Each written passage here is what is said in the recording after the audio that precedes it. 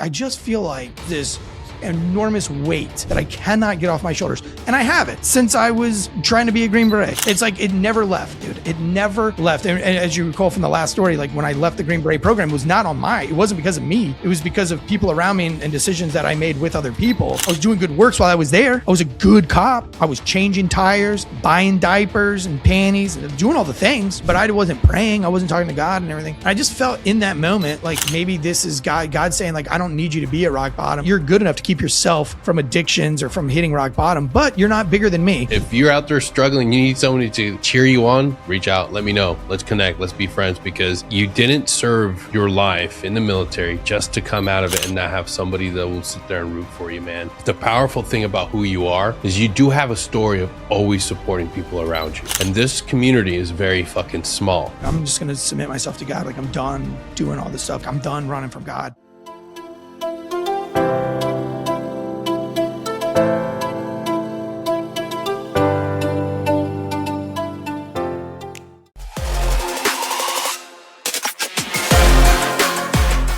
How's it going, Eric?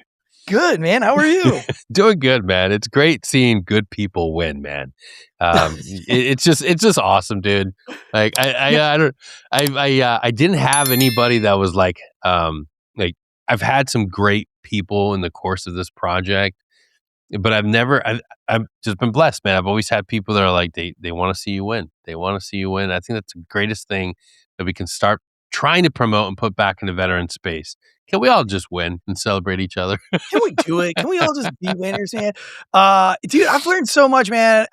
Your podcast, you're an anomaly for me because I don't, well, let me say, like, I didn't. The past Eric Tansey did not really consume other podcasts. And I didn't like consume comedians or books, right? Because I wrote my own books. I do my own comedy. And so like, I don't like listening to other people because I feel like, I don't know, like I don't want their idea. Like, it taints it. Even if you don't, like, subconsciously, something will slip in. Yeah. Yeah.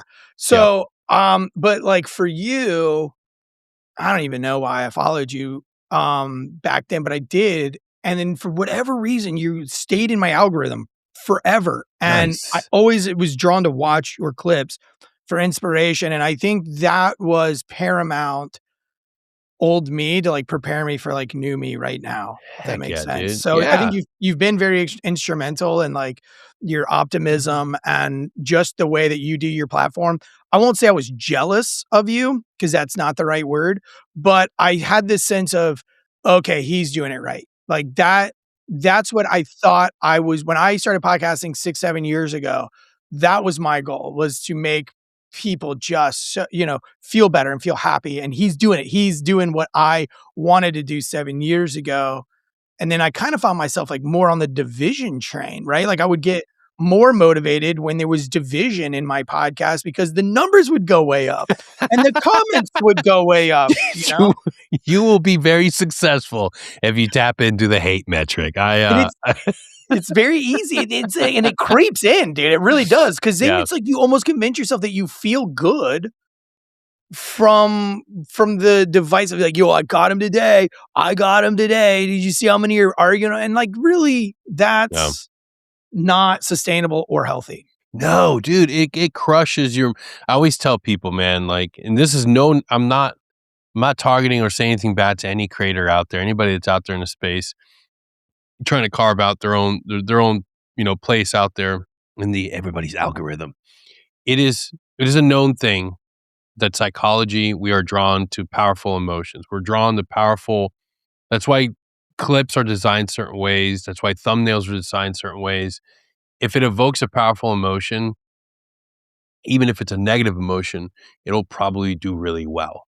And I didn't want to do that. There was a certain individual, whether you liked him or not, whether you enjoyed it or not, that was just on everybody's platform. Fuck this dude, blah, blah, blah. And just hate. And everybody's like, dude, you should come in on this, man. You got to come in on it. I'm like, no, dude. It doesn't, at the end of the day, the hate, the anger, it's just like, the old adage from Star Wars, hate, anger. It only leads to more suffering. It does. Like, it might feel good in the moment to get involved because, Yeah. you got your friends. And like I said, it creeps in. It's not like Yeah. you wake up one day and you're like, "I'm gonna choose the dark side." No, it's like you dabble, and then, like, Yeah. your friends are like, "Dude, that was a great show. That was awesome." You're like, "Yeah, that was good." And Yes. that was good. Yes. I'm gonna go a little further, Good. Good. consume me. Yeah. But it's important to understand there's always a redemption. We're human beings. We are Yeah. going to be hurtful. We're going to be spiteful. We're gonna say mean things. But the key to it is once you realize it, man up. Maybe talk to that individual. If you did hurt somebody and it was more than just a meme, and it's harder. It's easier doing online. If you were able, even in our age, even individuals are in their grown-ups, if you will. It's easy to make fun of somebody or hurt somebody's feelings online. I challenge you to do it to your face. Even if they're the biggest dummy. I love that word, love dummy. We got to bring it back. Shout out to my buddy who's trying to use that a lot more these days. But even if the person's right in front of you through a screen, like you can but in person, you'd never do that, or you'd be really quick to apologize. Like, there's one thing that we all need to understand is like, hey, be mindful of what you're saying on social media. I'm not saying to criticize higher ups and individuals in power, of course, all day, every day. But an average human being that you've never met, do you really need to call them? Do you really need to attack somebody with that vulgar of language? Like, fuck you and your feelings. Like, hey, I think that this isn't a good idea. Yeah, of course you would. And that's happened. That's it. That's Last night, Nick Palmisano texted me that he was going for a walk, and like we were having like some like serious texting. And he's like, "Okay, well, I'm about to go for my 6-mile walk," and like it took everything in me not to just text. Have a nice walk, faggot. But I didn't do it because it's the new me, right? Like, it's the new me, and I was like, "Dude, I'm not gonna do it. I'm not gonna do it." And I end up saying something like encouraging, like, whatever. But my kids have gone extremely viral in the last 3 months, 2 months, really, and their content is 100% genuine, like genuinely them, and it's so positive. And so these, like, dude, there are some really, they'll have 2,000 comments or 400 comments, 800 comments, and 398 of them will be amazing, and then there'll be 2. And it really is crazy because they don't have outside influences. They don't have school. We live in the middle of nowhere country. They don't have like a big friend group. They don't have any real outside influences of the world. They don't do screens very often. And so like with the social media, as I'm reading their comments, it's fascinating like how natural it is that I'll read them. There's 2 out of 300 negative comments and watch what it does to their spirit. And it's like, wow, this is real. They're not being told to feel bad about this. Like, I'm like, dude, that was really awesome. And I love your cowboy hat. You're the real deal from Nigel Houston, like pro skateboarder, right? Like, holy cow, Nigel Houston. Bro, you should get some braces on those train tracks, dog.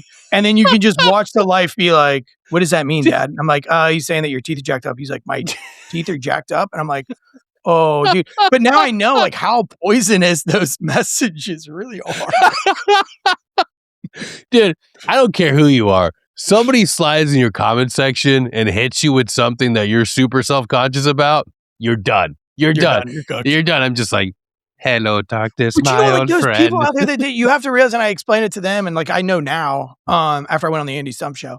Thank you, Andy Stump, for teaching me this. But no, but like I explain to my kids that this episode of Security Halt is brought to you by Dr. Taylor Bosley and Precision Wellness Group. Let's be real. By now, a lot of New Year's resolutions have already fizzled out. Life gets busy, motivation drops, and health ends up on the back burner. But here's the truth. There's no better time to start than right now. Precision Wellness Group specializes in hormone optimization and hormone health, delivering personalized care and treatment right to your door. If you've been dealing with low energy, brain fog, or sleep, or stalled performance, hormone imbalance may be the missing piece. Dr. Taylor Bosley and his team take a data-driven, individualized approach to help you get back to operating at your best. Security Halt listeners receive 25% off their initial consultation when they use Security Halt 25 at checkout. Click the link in the episode description to find out more and get started today. There are people who just wake up every day and they're only on the internet to find something negative to say. And so they'll see a video and their goal is, what can I say negative? And that's all they see. So, that it's just going to happen and you have to deal with it. And luckily now, I can encourage them to just pray for that person really quick. Absolutely, and maybe we'll pray together. We'll just say like, hey, let's pray for that guy real quick. But sometimes that like carnal, that like internal of me just wants to like lash out, and I'll be like, what we could do? We could screenshot that dude's message and we could post it on your story and just show everybody what a nerd this guy is, and like let the internet do its thing, which we've done a few times and it's worked out brilliantly. But now, like new me, maturing me is like, well, is that even a good thing to teach your kid? Like probably not. Like, we could probably just ignore it. That'd be the best. Yeah, that's it. That's exactly it. Because you have to remember, hurt people. And the main thing that gets them up and encourages that behavior is the engagement, is the people that rally it on and cheer it on and dogpile it on. Like, dude, there's plenty of stuff that we can make fun of. There's plenty of things we can all like laugh about and make fun of with memes and stuff. Stop attacking each other personally. Or like, let's get creative in the attacks. So like some of the attacks are really good. Like, some of them, I'll be like, touche. I'll like read it to Duke and he'll be like, yeah, it's true. Like that was trash. And I was like, you should say that. You should say like, yes, my heel flips are trash, or something like that. Like I think there was one, it was a really good one. And actually I think now my son's kind of like, so I monitor all their stuff. Like good, they're like all their stuff is like linked to me. And so when they have social media time, because he just turned 13, and of course he turns 13 and gets millions of views on multiple videos, like right out of the gate, dude. Doesn't that just make you so mad? You grind for like 2,000 followers, and your kid, like you give them access to their phone and say like, all right, social media is yours. Do what you want, like within reason, but like create your own content. I'm not helping you anymore. I'm not doing your content for you, And then like right out of the gate, like literally, I think the first video he posted did like 2.1 million views, and he got like 20,000 followers that week. And, he's up to like 25,000. It's only been since, the beginning of January that we turned it over. But I monitor all of his stuff. Like I get to see all the comments, and we still have time that he does social media and time that he doesn't. So like, hey, let's do social media time for 30 minutes. You can do it for 30 minutes, like go through your comments, onto your followers. 'Cause you have fans now, like, do what you got to do. And, this one guy that's commenting on him was like, violation, your toes touched. And so Duke was like, Dad, can we go back and look at this video and just see if my toes did touch? And I was like, yeah, we can. And he's like, my toes, they didn't touch. They didn't touch. It's right here. And I was like, all right, well, screenshot that, post it, and then say it's not a violation or ask the internet. Like, I think that's fun content. And he did. And that guy ended up messaging back and he's like, I stand corrected, and so now they're like kind of buddies, Just picture this dude with a fedora on. Actually, I do stand corrected. Well, so there's this content creator. He's a pro skater, and he just bashes videos, and it's so funny. So he takes these skate parts, that these people have spent a lot of money on, right? Like I think I was talking to Richie Jackson, who has one of the biggest parts on Thrasher for YouTube like ever created. And we were talking to him, and he's got a new part coming out. And I said, like, how much can I ask? Like, how much does it cost you to make a part? And he was like, this one cost me 10 grand, to make this part for Thrasher. And like, I don't think they get paid. I mean, I'm sure they're going to get like residuals from like sponsorships and stuff like that. But like, you're paying $10,000 to get the exposure. Yeah. And so these guys spend big money on these parts, and this guy's just like, you rolling down a hill, another ollie. And then he's like, violation, toe touch. You're going to spend this much money on a thing, and you're going to post a video where your toes touch the ground. And he goes, here we are rolling down a hill again. We're still rolling. It's so funny. But yeah, so that's the big craze on the internet right now. So like, violation. Like all the kids are saying it. Violation. I don't envy you. I'm still in the 1-year-old phase. My little one's still just kind of just cute and adorable and just He shits all the time. It's nice. It's nice. It's good. Yeah, I've got Good. 5. I got a 2-year-old and a 3-year-old. It's like I'm in every phase right now. Wiping butts. The 3-year-old's at the point where she like comes by and like bends over in front of you, with like a turtle head, and it's like, Dad, can you get this poopy out of my booty? And you're like, Yeah, that's life. Yeah, it's so demoralizing. It doesn't matter how cool you feel when you have 5 kids. Like, you're not cool, dude. You're just not cool. You're like a medic. You're like an 18 Delta. You know what I mean? Like, it doesn't matter that you're special forces. Like, you're still pulling Yeah. worms out of people's buttholes for a living. 100%, dude.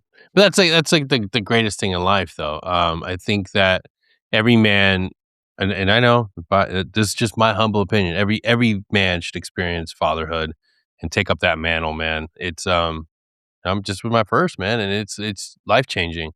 There isn't a greater motivator. There isn't a greater thing than being responsible for another little tiny version of yourself. And I found it like, I don't know, man. Like it's not instantaneous. Like I did feel a lot of stress, but that call to do better on a daily basis. Like when I looked at this last year's performance and everything, like I do, like, everybody charts out their web mapping of the year for the next year. This is the first year with like the biggest factor, the biggest domain that I'm like trying to focus on it is fatherhood and being a better husband. Like, and I not to say that I wasn't trying before, but now it's like, fuck, like here pretty soon, those memories are going to be concrete. She's going to remember things. What do I want her to remember? That I was locked away in an office making poop and fart jokes with awesome guests, or working on the latest social media strategy for a customer, or that I was around. And I was like, okay, yeah, I gotta figure this out. I gotta figure out this harmony. Otherwise, no matter how much I provide, no matter how much money I'm able to bring in, no matter all the great things I can buy, like every failed actress, every stripper with dad issues, it all boils down to dad wasn't around enough. Dad wasn't there. When your kid gets a little bit older, not, I mean, a lot older for you because he's the only one, but like when they're around 11 or 10, you'll start to reap what you've sown. And like my kid just turned 13, and puberty is real, dude. It is real. Like it hits like overnight. It's like they wake up one day like 99% happy all the time, not in their feels ever, and then one day they wake up and they're just like in their feels, lost, confused, like, and it's a thing. But that's the point, that you get to see like what you have done, and like you'll see all of your mistakes right then and there, and you will be instantly reminded of like all those times that you didn't pull weeds in that garden, or all the, whatever, like it's all going to come out right when they hit that mark at, between 12 and 13 or whatever it is, whenever they hit it. And you're going to see like, yeah, I mean, it's been a big wake up call for me. I got really kicked in the chest in the last 4 months, and pretty much just changed my life forever. And I'm still going through it, but every day is just getting it's just getting so much better for me. Yeah. What happened, if you don't mind me asking? Yeah, dude, you're probably the first person I've ever talked to about it, so congratulations. No, I'm just kidding. But yes, exclusive. yeah, it's really not that big of a podcast. It's like, here, exclusive breaking news. Somebody didn't kill somebody overseas. No, I'm just kidding. Like, who knows? Who cares, right? Like, but I love that bombshell today in Veterans Bombshell News. today. Eric Every Tansey day. It's like every day. It's like bombshell. Guess who didn't kill somebody? And it's like, what? Breaking news: Eric Tansey selling all of his vital organs. And Why? killed Bin Laden. Like, who cares? Like, bro, who cares? Was me. It was me. I did it. Rob was lying for me, or Tim was lying for me, or whatever. I assumed control, remote control of Rob O'Neill's body, and I executed Bin Laden. Like, how much of this can be breaking? Like, it's like insane. Like, even this week, I saw it's like breaking news, breaking podcast news. It's like, dude, haven't we been talking about this for like 2 years now? I don't know. Like, but no, no, dude, for me, the big life moment changing was like, it's just been a very weird time. I always thought, I was raised a religious kind of guy, raised in church. And the minute I turned 18, I was out, bro. I was out. Like, I moved out at really like 3 weeks before I turned 18. And, I was gone, bro. And I never followed God ever again. I mean, I prayed here and there, of course, like going through military stuff, of course you slide in these prayers and everything. But I just thought like I'm doing good. So I don't need to like worry about God. Like I'm doing the right thing. I'm making like I'm not a bad person. And I really just spent the last 20 something years of my life thinking that like, well, because I'm doing acts of goodness or kindness and I'm kind to people, then I'm fine. Like I don't need to rely on God. I don't need any of this stuff. And then also in turn, I meet people with addictions and drugs and everything, and they Mhm. hit rock bottom and they have these epiphanies and they find God and all these things. And in my brain, I was like, well, of course you found God because you're at rock bottom. Like that was my cop mentality. Like what else are you going to find? Therapy didn't work for you. This didn't work for you. So like you decided at this moment you're going to change, and everything else that you decided didn't work. So of course, now that you've decided to change, and there's nothing else to put the credit on, God gets to have that credit. But for me, it wasn't real. Like it was like you were going to change, whether it was a therapist or whether it was anything, because you chose it was time to change. You just chose to choose God as being the sole recipient of your comeback. Good. I'm glad you came back, whatever it takes. That was my mindset. And I've never been at rock bottom. I don't have addiction issues. Never cheated on my wife, never adultery, don't drink, don't drive, don't gamble, don't have motorcycles, don't have boats. I don't really have anything that could put me at rock bottom, right? Like no motorcycle accidents, no cancers, no nothing to put me at rock bottom. I've always just been pretty happy. And dude, all of a sudden, like my book was about to come out, and just this series of just they were knockdowns that can only be described. If I described them to you, you would just probably be like, well, that's just life, Eric. But if I explained to you exactly when they happened and how they happened, you would be like, well, no, I don't. You're stretching the truth, maybe, or like maybe you just perceived it wrong. Like it's unexplainable to a person what was happening in my life, because my life is perfect on paper. It's great, but it was these little tiny knockdowns, and I couldn't get a win, dude. From the minute the book came out, there was no wins, but there was wins on paper, right? Like, here's a Yeah. check for $25,000. Well, like, how are you still like poor? Oh, well, because the check hasn't come yet. And you've got this birthday coming or whatever. I mean, just like I said, I don't even like to talk. I'm not even going to talk about it just because they're so minuscule that it doesn't really make sense on paper. But for me, I was just like loss after loss after loss, dude. And I was just getting kicked down, and they were at the most insane times. You couldn't put the timing, like kid's birthday, 3 days before Christmas, like just these wild setbacks. And I'll tell you the one that really kicked me in the butt the hard. I don't know. Can I give you an example? Do we have time? Yeah, please, dude. Example. This is our show. We dictate Sorry. what's going to be talked about. Andy Stump, right? So I'm Yeah. getting to go on the Andy Stump show. That's big for me for the book. It's huge. It was Yeah. huge. So we get to Montana. I've never talked to Andy. Never gotten an email from him or anything. It was all set up third party. And I get to Montana, and I've got a huge check coming from the book, big check coming, but I don't have it yet. And so I'm tapping into a little bit of savings, and I'm not going to, I'll just be honest with you, show. Like I probably had close to $5,000 in savings. Not a lot, but I have 5 kids. It's what it is. So I'm tapping into that to make this long trip out to Montana with Austin von Lechtman, Mandatory Fund Day. And in my brain, this is an investment. It's a business investment. I'm tapping into my savings because I'm going to have all this, I'm going to get all this clout. I'm going to get all of these fans from this. I'm going to be with, blah, blah, blah, blah. So yeah. So I fly out there, right? And of course I get out there and I meet Andy, and Andy doesn't look at me, doesn't even talk to me the first day that we're there. He only talks to Austin. And then he talks to Austin about flying out the next day to New Jersey. And I'm like, well, whoa, I thought I was podcasting with you tomorrow. But like, he's not even giving me a minute. So I'm stressing, bro. And I've got the cheapest hotel, which was like, I don't know. I posted a video about how terrible the hotel was. It was awful. Like there was urine in the toilet when I got to the hotel. I did like an MTV Cribs. And was this the hotel stripper ghost? Yes, yes. Yeah. No, like I'm not even like people thought that was a parody. No, like there were ghosts for sure. Yeah. And dude, it was ugly, dude. There was like stains on the carpet that indicate a murder had taken place at some point in time. So, and then I wake up and, he's kind of like, Andy has a very sarcastic sense of humor. And so we had coffee and he was just like being very sarcastic towards me. Like I felt in my insecure brain at the time.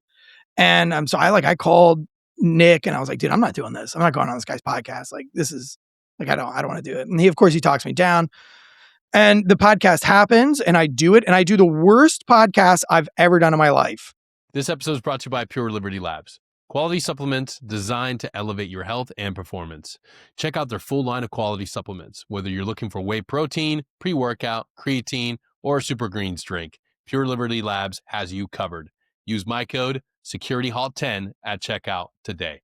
I talk super fast. I'm super nervous. I'm all over the place. And of course, like the comment section just eats me alive on that podcast. I get home from that podcast and I have other shows to do in like Texas and all these other places. And I still haven't gotten paid yet. And so I'm just eating at this $5,000 that goes very fast. Very fast. When you're flying, eating, and doing things. And my son's birthday is coming up. And the checks don't come. The check doesn't come. Not only does that check not come, but like 3 other sponsors don't pay on time either for like the first time ever. And now I'm kind of like towards the middle of the month with like $200 to our name, and I'm still flying around. And it got to be my kid's birthday, and there was a skateboarding contest in Wilmington. And I was really trying to get out of going to that contest and thought we could plan something at home and it would be cheaper and I could, do other things. And he was like, no, I really, really want to go to this contest. And I was like, okay. So I explained to my kids, I'm like, guys, we're going to go to the skateboard contest. I don't have any money and it's your brother's birthday. So when we go places, like I'm going to probably buy him Gatorade and stuff, but like everybody else, you guys are like drinking out of the cooler. Like I need your help. He's 8. Like it's his birthday. And I explained to him, I'm like, look, dude, like if you win, bro, I can't take the family out for dinner. So like if you win, like maybe you and I'll go out to dinner or you and mom can go out to dinner. But like we really got to save our money if we're going to do this trip. Cause you got to buy the hotel and everything, I think we probably had like $900 in the account at that time. And so we go to this contest and he freaking wins, dude. He's 8 and he was in like the 12 and under division. Definitely should not have won. He freaking wins. And they give him $100 cash. And he comes over and he, of course, like all of his brothers are cheering for him and everything. And he was like, dude, I got $100. That means I can take us all out to eat. Oh, man. What a sweetheart. Dude, is the worst meal of my life, bro. I was trying not to cry like the whole meal. And he was like, Dad, do you like it? Like we ate like an Asian buffet and he's like, Dad, do you like it? They have crawfish. Do you like the crawfish? And I'm like, I love it. I love it. Yeah. It's the best meal ever. I'm such a piece of crap that I can't even afford my kid's birthday dinner. Like dude, it hit me hard. Plus I was seeing all the bad comments on Andy's show. Like, oh, this guy talks so fast. Like all these things that shouldn't really bother me. It was all hitting me. And so, here I have this book release. I'm on the bestseller list and I just feel like garbage. Anyway, I finally got paid. Great. $1 too late because I already had this thing. And then Christmas rolls around and the same things kind of happen again where the checks don't come in right before Christmas. Actually, we did have a check come in, but we were out on vacation. So I was like, screw it, dude. Like, we'll bury this account and then I'll put all this money back in the account when we get home. Cause I don't like to take pictures of big checks and like do it digitally. So, we're gone out of town. So I'm just blowing money and who cares? Like I have the check. I have the money right here. Like I just have to go put it in a bank. So who cares about the savings accounts? Who cares about this? Like spend the money, kids. And like 3 days before Christmas, of course, that account's like down to like nothing. And I go to take this freaking check. And for the first time in my life, the new bank teller decides that she doesn't recognize this check because it was coming from, I was on a set and one of the checks was from Hollywood. And so it says like Hollywood on it, And I don't know, maybe that's what made her do it. I don't know. But she was like, this doesn't look real. She puts a 7-day hold on everything. Oh, no. Like 3 days before Christmas. I think it was a 5-day hold, but it was business days. And so you had Christmas Eve, Christmas, and then Friday, Saturday, and Sunday. So it ended up being like 10 days of no money. bro, we were like negative in the account. And I'm like, how? I don't have any vices. I'm not like running lines of coke. We're not going out to eat every night. Like we're literally like doing what we should be doing with our kids, which is these skateboarding adventures and stuff like that, And it's just like now it's Christmas and we still don't have any money. It was just these like little tiny events. Again, I'm not at rock bottom by any means, but I was just I was over it, dude. And I was over it. And I went to go get a job at the post office. I told Nick, I said, dude, I'm done. This was before the Christmas incident. This was way before. This was like in like November. This was like in October after all the Andy stuff. I was like, bro, I'm done. I'm done podcasting. I'm done social media. I'm done chasing sponsors for money. I'm going to go get a real job again. And that's going to be it. I'm going to the post office right now. And that's it. And he's like, do me a favor, dude, go to jujitsu first. Like, go do jujitsu and then go to the post office. And I was like, fair. I'll do that anyway. Went to jujitsu, whatever. Got in my car, dude. And Dan Caldwell from Tap Out called me. And I don't know him, didn't know him. I was scheduled to go on a podcast with him. And I got this random call. I don't know. I think the number was from LA or Nashville or something. So I was like, I'll take it because that looks like it could be important. And he was like, hey, Eric, this is Dan Caldwell. And I was like Dan punk ass Caldwell? And he was like, yeah. And I was like, what's up? And he was like, nothing. I got you scheduled to come on a podcast on Wednesday. And I was like, yeah, man, actually, I was going to email you guys today. I've never flaked on a podcast, dude, but I'm so sorry. I'm a big fan. I'd love to see you in the movie The Warrior, one of my favorite movies of all time. I'm not going to be able to go on your podcast on Wednesday. And he was like, what? And bro, how many people have you called before a podcast? Friggin' nobody. Nobody, bro. Nobody in the industry does that. It's all over emails, right? Exactly. Yeah. This dude called me, like no plan, just calls me. And he's like, well, can I ask you what's up? And I was like, dude, it's an entrepreneur podcast. I'm a failed entrepreneur times like 20. Like everything I've done sucks. Like I didn't make it as a Green Beret, didn't make it as a cop, didn't make it as a distillery owner, didn't make it as a rum bar owner, don't make it as a podcaster, not making it as a podcast network. My book is like doing terrible. Like it's awful. And he was like, whoa, okay, hold on. He was like, and I was like, look, dude, I'm not going to sit here and talk to Dan punk ass Caldwell about my life problems on the phone. You don't have time. I don't have time. I'm not asking for a handout when I'm telling you. And I said, just like this, I was like, I'm not going on your podcast on Wednesday. Find a real entrepreneur. I'm done faking it. Like, boom. And he's like, all right, can I ask you one more question? I was like, yes, sir. And he goes, what are they repoing right now? And I was like, what? And he's like, what's being repoed? Is it your house? And I was like, no. And he's like, it's just your car. I was like, no, nothing's being repoed. Like I've never had anything repoed. All my stuff's paid off actually. He's like, oh, okay. Is your wife leaving you? I was like, no, what? And he was like, wait, I mean, you're at rock bottom, right? And I was like, I mean, yeah, I mean, yes, in my world, I'm at rock bottom. Like this is rock bottom for me. Like I'm done. Like I'm actually, Dan, going to the post office right now to go get an application. My dad retired like 30 years in the post office. I'm going to go work at the post office for like forever. And he was like, okay. And he's like, but nobody's repoed anything. And he's like, no. And he was like, how many books have you sold? And I was like, at this point, because at this point the book had only been out for like 60 days. And I was like, a couple thousand? He was like, you've sold a couple thousand hardcover books. I was like, yeah, yes. And he was like, dude, what are you talking about? Like, you sold a couple thousand books already? I was like, yeah, but I'm not on the New York Times best-selling list. Like, I didn't hit the goal in 5 days, the 10,000 in 5 days goal. And he was like, yo, what? And he was like, dude, he goes, you ever watch Good Morning America? And he's like, you know how you can see Main Street or New York, the street that goes by, and you can see all the cars passing by the window as they're talking? It's like, yeah, he's like, when I went on Good Morning America, the tow truck that drives by was on its way to go repo my car. He goes, I was on Good Morning America and my car was being repoed, dude. And I was like, oh, that's crazy. And I was like, yeah, but I don't have like addiction stuff. He's like, I don't have addictions. I wasn't doing drugs. I wasn't getting drunk. He's like, dude, I own Tap Out. I was an MMA fighter. I wasn't doing I wasn't doing drugs, hookers. I wasn't doing nothing, dude. I was training to fight and trying to be the best fighter in the world and like bring the best fighters with me.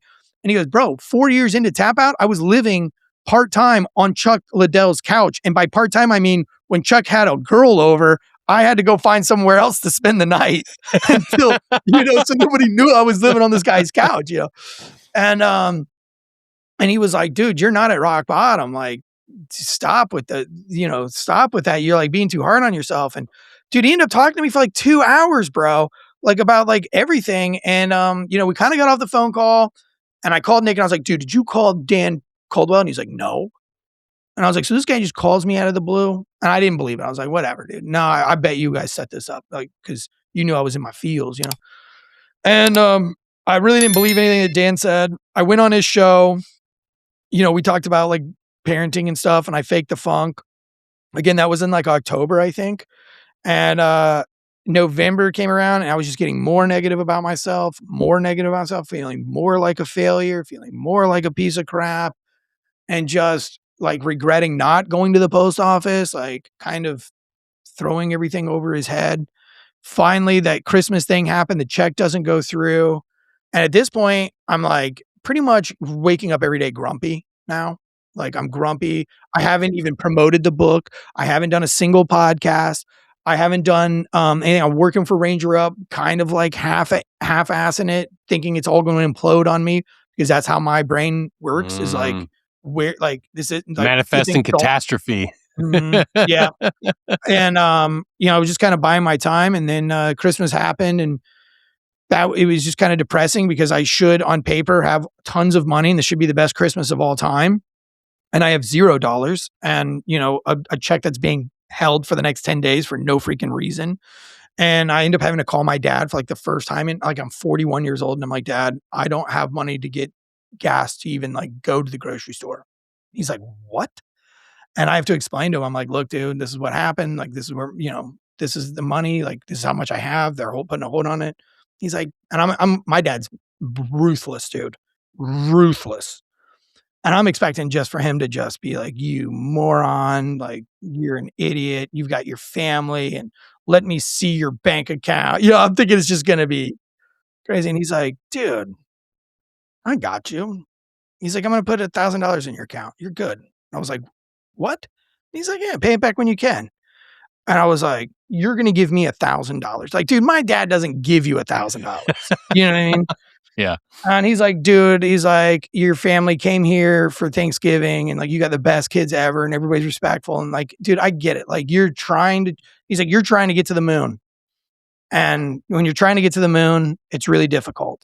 And, nobody gets there. How many rockets did what's his name blow up? And I'm like, is this my dad talking to me? Cause like, this is crazy. And, so he bailed me out. Of course, those checks clear and I'm paying them all back and everything. And then another one hit, dude, the same exact shenanigans. The freaking septic tank erupts. Oh man. And, it's going to cost me all the money that, it's just bad, bro. So I finally broke down and my wife was like, I just told my wife, I said, I don't know what's going on. Like, how am I not happy? Like I have the best kids. They're crushing it. Hot wife loves me, crushing it. Like, how am I I just feel like there's this enormous weight that I cannot get off my shoulders. And I have it since I was trying to be a Green Beret. It's like, it never left, dude. It never left. And as you recall from the last story, like when I left the Green Beret program, it wasn't because of me. It was because of people around me and decisions that I made with other people. But like on paper, everybody was doing, it was almost like God was like, nope, you're not going to be a Green Beret. I open up the distillery, COVID happens. All these things happen. And God's just like, no, you're not going to be a distillery owner. And so my wife actually sat me down and she was like, what does everything you've done in your life have in common with each other? We're just kind of talking. And I was like, I don't know. And she's like, have you ever like asked God? No, I don't ask God. I just do. Like, I'm not one of these people. Like, I know so many people that go to church and have Bible verses over their kitchen counters and they're having affairs and stuff like that. And if they're in the graces of God, then I know I'm in the graces of God because my works are better than everybody's, dude. You're like, I don't lie, I don't cheat, I don't steal. Like I'm definitely a Christian. And she was I'm on like, the good side. I'm on the good side, And my I don't know, my dad sent me a Bible verse devotional thing, and it had the story of Jonah on it, and I read it, and just the story of Jonah for the first time in my life, like, just kicked me. Like, I was like, I'm Jonah. Like, I'm literally, I've been Jonah for 20 years. Like, I literally left at 18 and decided everything I was gonna do was gonna be me. I'm gonna do it. Eric Tansey. I'm gonna go be a Green Beret. I didn't ask God. I'm gonna do this. I'm gonna do that. And I didn't pray. I wasn't a servant to God. I was doing good works while I was there, right? I was a good cop. I was changing tires, buying diapers and panties, and doing all the things, right? Doing all the works, but I wasn't praying. I wasn't talking to God and everything. And I just felt in that moment like maybe maybe this is God saying, like, I don't need you to be at rock bottom. You're good enough to keep yourself from addictions or from hitting rock bottom, but you're not bigger than me, and I will make you feel at rock bottom no matter what you do. And this is where it gets crazy, dude. Like, the stuff had happened. I sat down with my wife and I just told my wife, dude, it hit me, bro. I told my wife, we sat down on the table. I was like, I want to talk to you real quick. She's like, yeah, what's up? And I was like, I want to submit my life to God. And she was like, what? And I was like, I don't know. Like, I don't know what's going on in my life right now, but like, I'm done. Like, I'm done running from God. Like, I want to be a spiritual leader in this house. I want to submit my life to Christ. And 2 weeks prior to that, my kids asked me to stop cussing. My kids aren't Christians. They don't go to church. They've been to church like twice in their life. They don't know who Jonah was until like a week ago. They never heard the story of Jonah, dude. Never heard it. They asked me to stop swearing. I was like, all right, I'll stop swearing because I feel like I should try to, whatever. You asked me to do it. Then I don't know why they asked me to do it, but it would be an impossible feat for me to stop swearing. I've been swearing for 25 years, bro. Every word, every sentence. I know. The crassest guy on the planet, dude. Like, there's no like sentence that comes out of my mouth that I'm a swear word. Thought it was going to be impossible. But anyway, in this moment, a week later, I told my wife, I was like, I'm just going to submit myself to God. Like, I'm done doing all this stuff. I don't know what's going on. I don't have an answer for you. I don't know if there's a church we can go to. I don't know. Like, I'm done running from God, and I want to do it. And I felt this in my heart. Like, I felt it. I just felt like God was, I felt like I was Jonah. Right. And so she prayed and she said, well, what do you want out of God? And I said, I think I was put on this earth to do good things for people. I want to bless people. I want to do what you do. I want to make people happy. I want to give people answers. I don't want to make them angry. I don't want to divide them. I don't want clout. I don't want to be famous. I don't want a mansion. I don't want cars. None of those things appeal to me, but I think I've always been put on this earth to help other people. When I was in the Q course, I thrived. I peered very high because I love to carry heavy stuff for other people. I don't want to be a leader. I didn't want to take charge. I wanted to carry your weight. I wanted to be those things that you needed, that grunt, that hardworking guy that can be counted on. And then I said, and I want to be able to bless other people. I want God to give me an opportunity to where I can take what I have and give it to other people. But like, I have nothing and I'm not giving anybody anything. And everything I do seems to be for clout or anti-clout. I try to do the right things and I go on Andy Stump and everybody hates me. Why does everybody hate me? It's always me, the victim card, right? And I said, she said, well, let's pray about that. Let's ask God for that. And I don't know, I heard the verse like a long time ago, 20 years ago probably. And I just said, Lord, like help me to be blessed to where my cup runneth over and I can bless other people. And I think that was my prayer that night. The next morning, dude, that was on a Saturday. Actually, what happened on that Saturday was Nick, he doesn't know this story at all. He doesn't know any of this, but he asked me to go do a live show in Charlotte. Oh, nice. I didn't have enough gas money to even go to Charlotte. I used the last of our funds to plan it out. So I wouldn't go like in the hole again, waiting on another check, which was coming again. Like, it was always like, they're always coming. Do you know, I don't know, like if that your sponsors are that way, but it's like net 30, net 60, net 90. So they have like 90 days to pay you. Yeah. I do it differently. I structure it differently. I make these motherfuckers pay me. I should have done that, but I didn't because I'm dumb, right? And of course, I've never had money problems. I will say this. Get HoneyBook. This is a shameless plug. I'll put it on the episode description. Get HoneyBook booking. It's the form flow for a podcaster, a producer, for any sort of digital nomad out there, HoneyBook's got you taken care of. It gives you the tools you need to book and get paid on time. Honeybook.com. We'll go in the episode description, click the link, and sign up today. Now back to our regularly scheduled program.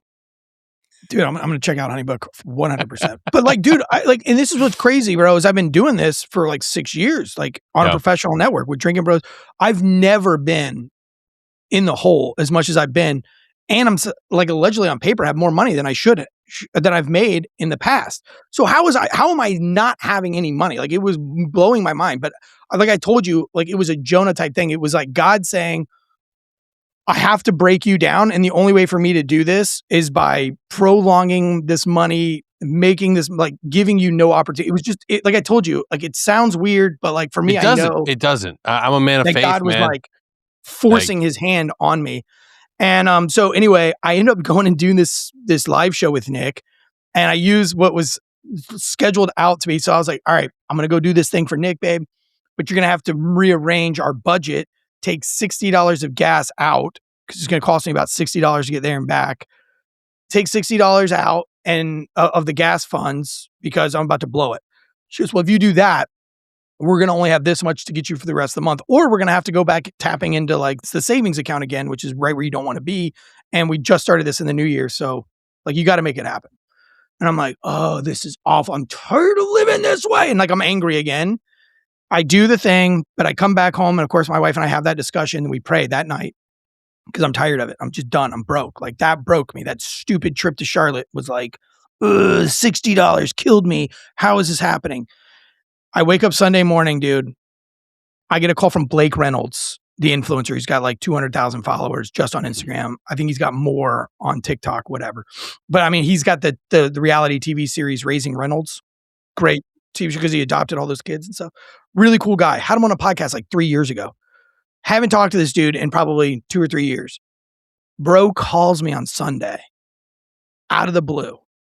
Bro, I'm not lying to you. Calls me up and he goes, dude, I woke up this morning and God put on my heart to send your kids $300 today. I said, what? My wife's eyes got like this big. She's like, what? And I was like, bro, what? And he goes, dude, I woke up today. I don't know. Like God put it on my heart. Mind you, I prayed Saturday night for the first time. Like I gave it all up to God, like Dunskies. Sunday morning. Now I'm getting this call from Blake freaking Reynolds. God put it on my heart to send your kids $300. Each one of your kids $100 each. 3 kids, the 3 sons that are skateboarding. Yeah. And I said, why? And he goes, I don't know, dude. I woke up. First thing I saw when I got online was your kids. It made me so happy. It brings me so much joy. They're living their best life. And God said, those kids deserve $100 each. And I was like, bro, I don't know what to say. I mean, go ahead and talk to them. They have their own account. You know, that's awesome. Yeah. Like, so he talks to the kids. He's like, hey boys, I'm going to give you this money, spend it on however you want to spend it, spend it on yourselves. And so I was like, dude, thank you. That was awesome, bro. Thanks. And that didn't even hit because that doesn't help me, right? Giving my kids $300 doesn't really help me out of this minor situation that I'm not even in. He Venmos $500. And he said, I'm going to send, in the Venmo card, it said, take your wife out for dinner or use that for wherever you want. And it was like, my wife goes, who did you tell that we didn't have any money? I said, dude, I would tell nobody. It's the most embarrassing thing in the world. Like, how do I explain to somebody that I make this much money, but I have zero money and I have nothing to show for it? Like, and they're not going to believe that I don't have addictions. They're not going to believe that I'm not doing like nefarious activities. Like, it's impossible, honey. Like, I would never tell anybody this. She's like, so you think that Blake really like just woke up? And I was like, dude, I don't know. And I was literally shaking because that $200 solved, it might as well have been $1 million for me. And in that moment, and of course it's subjective because of course then the money hits the bank account and you're fine 5 days later. And this was all fugazi anyway, but like it was God in that moment, like making me feel a type of way that's saying like, you have to be better. Bro, I don't know that I have said 10 cuss words in a week. Heck yeah. I'm not even trying to not swear. Dude. I'm not even trying. It's like God completely changed me. And and I don't even know what's going on, bro. AJ Buckley from the TV series SEAL Team, Yeah. big producer on this Mel Gibson film, calls me yesterday for an hour and a half. We ended up like praying, talking about God, like reading scriptures to each other. I shared, he was like, send me your devotion. Stories shape culture. They build trust. And when they're told the right way, they move people to action.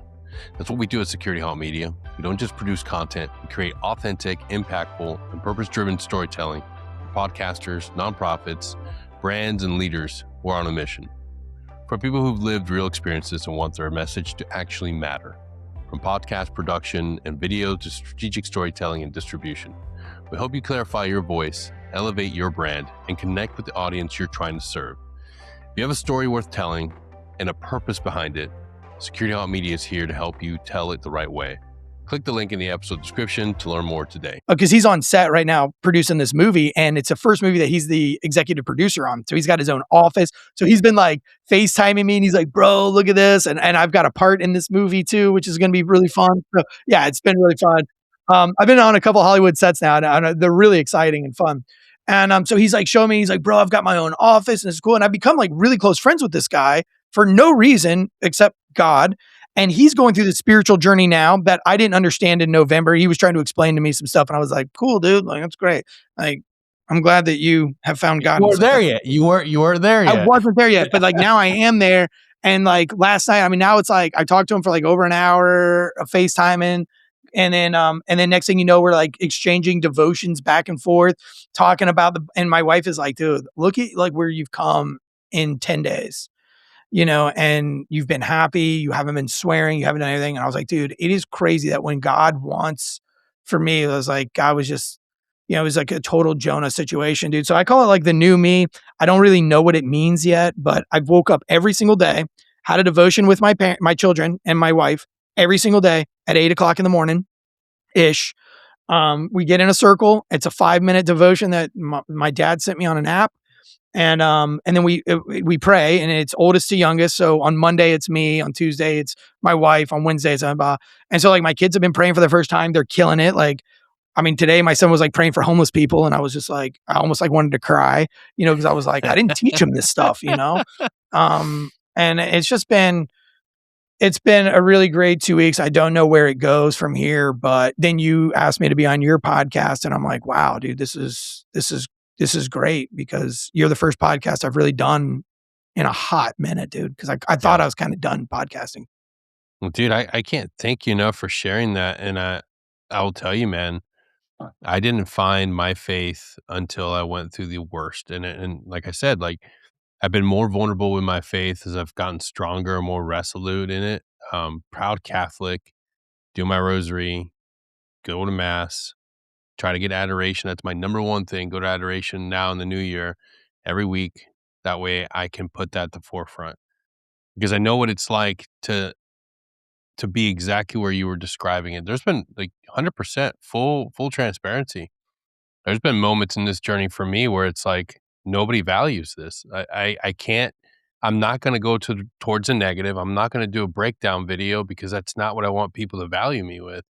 If the only thing that they see of worth is my time as a Green Beret, then that's nothing. I don't want that.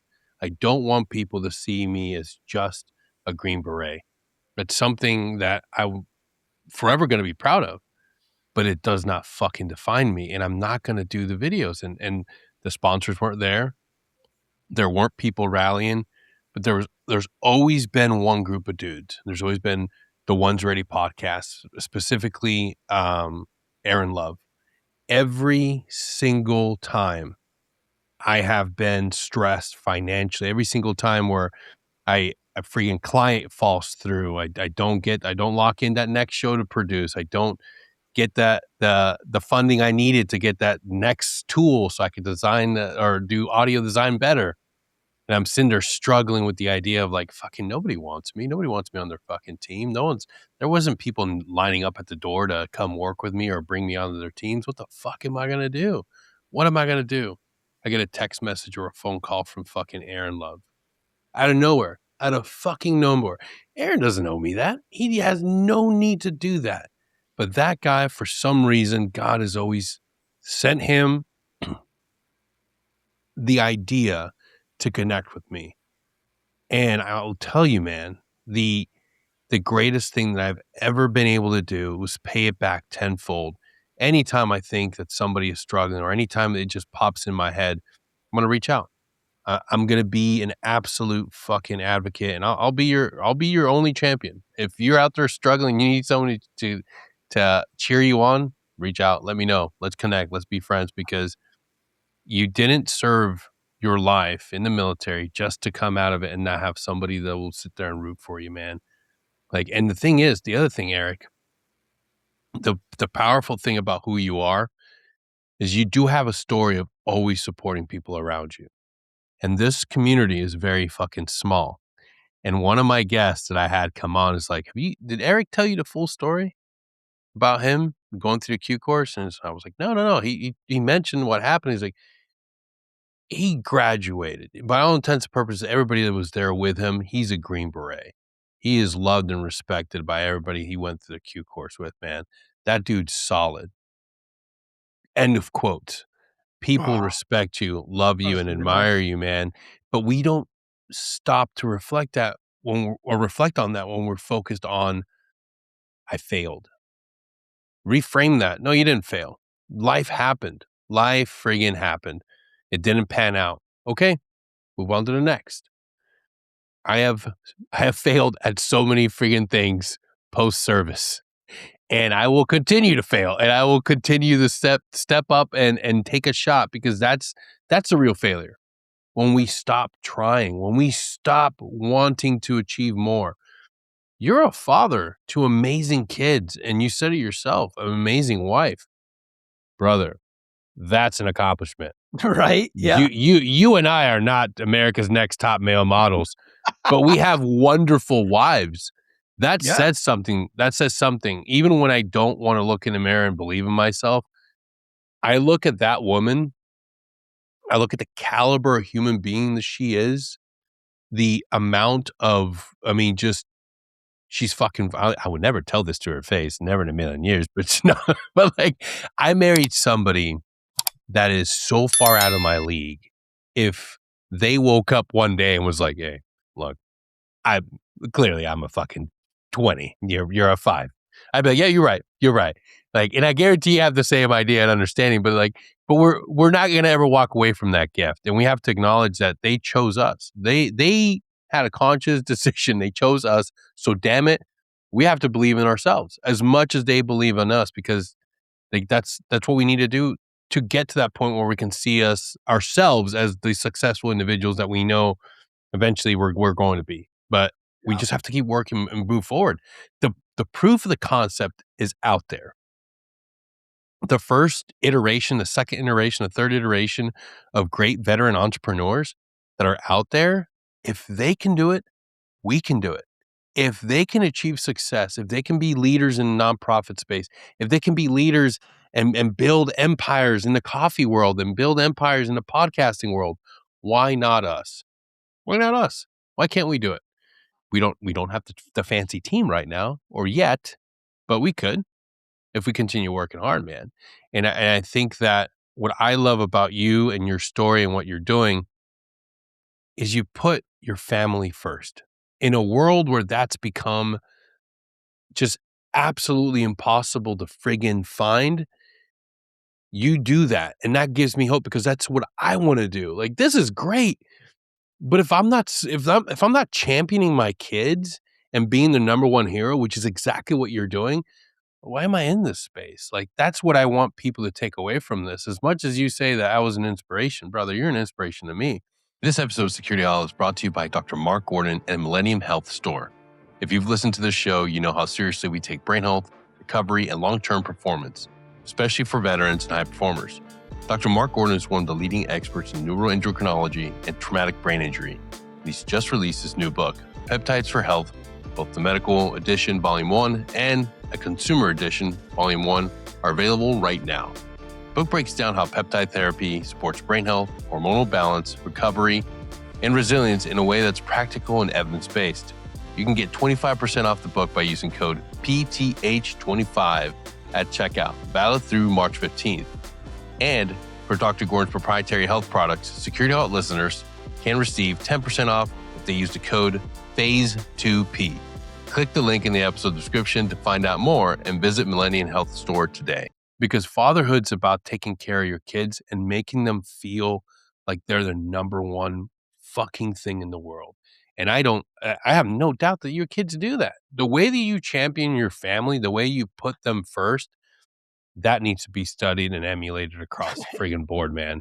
So you're Dude, it's not just you gotta failing. invest in them. You gotta invest in your kids, man, like, And you're doing that. And so that's the fun. Man. greatest gift, man. It is, That's the greatest gift.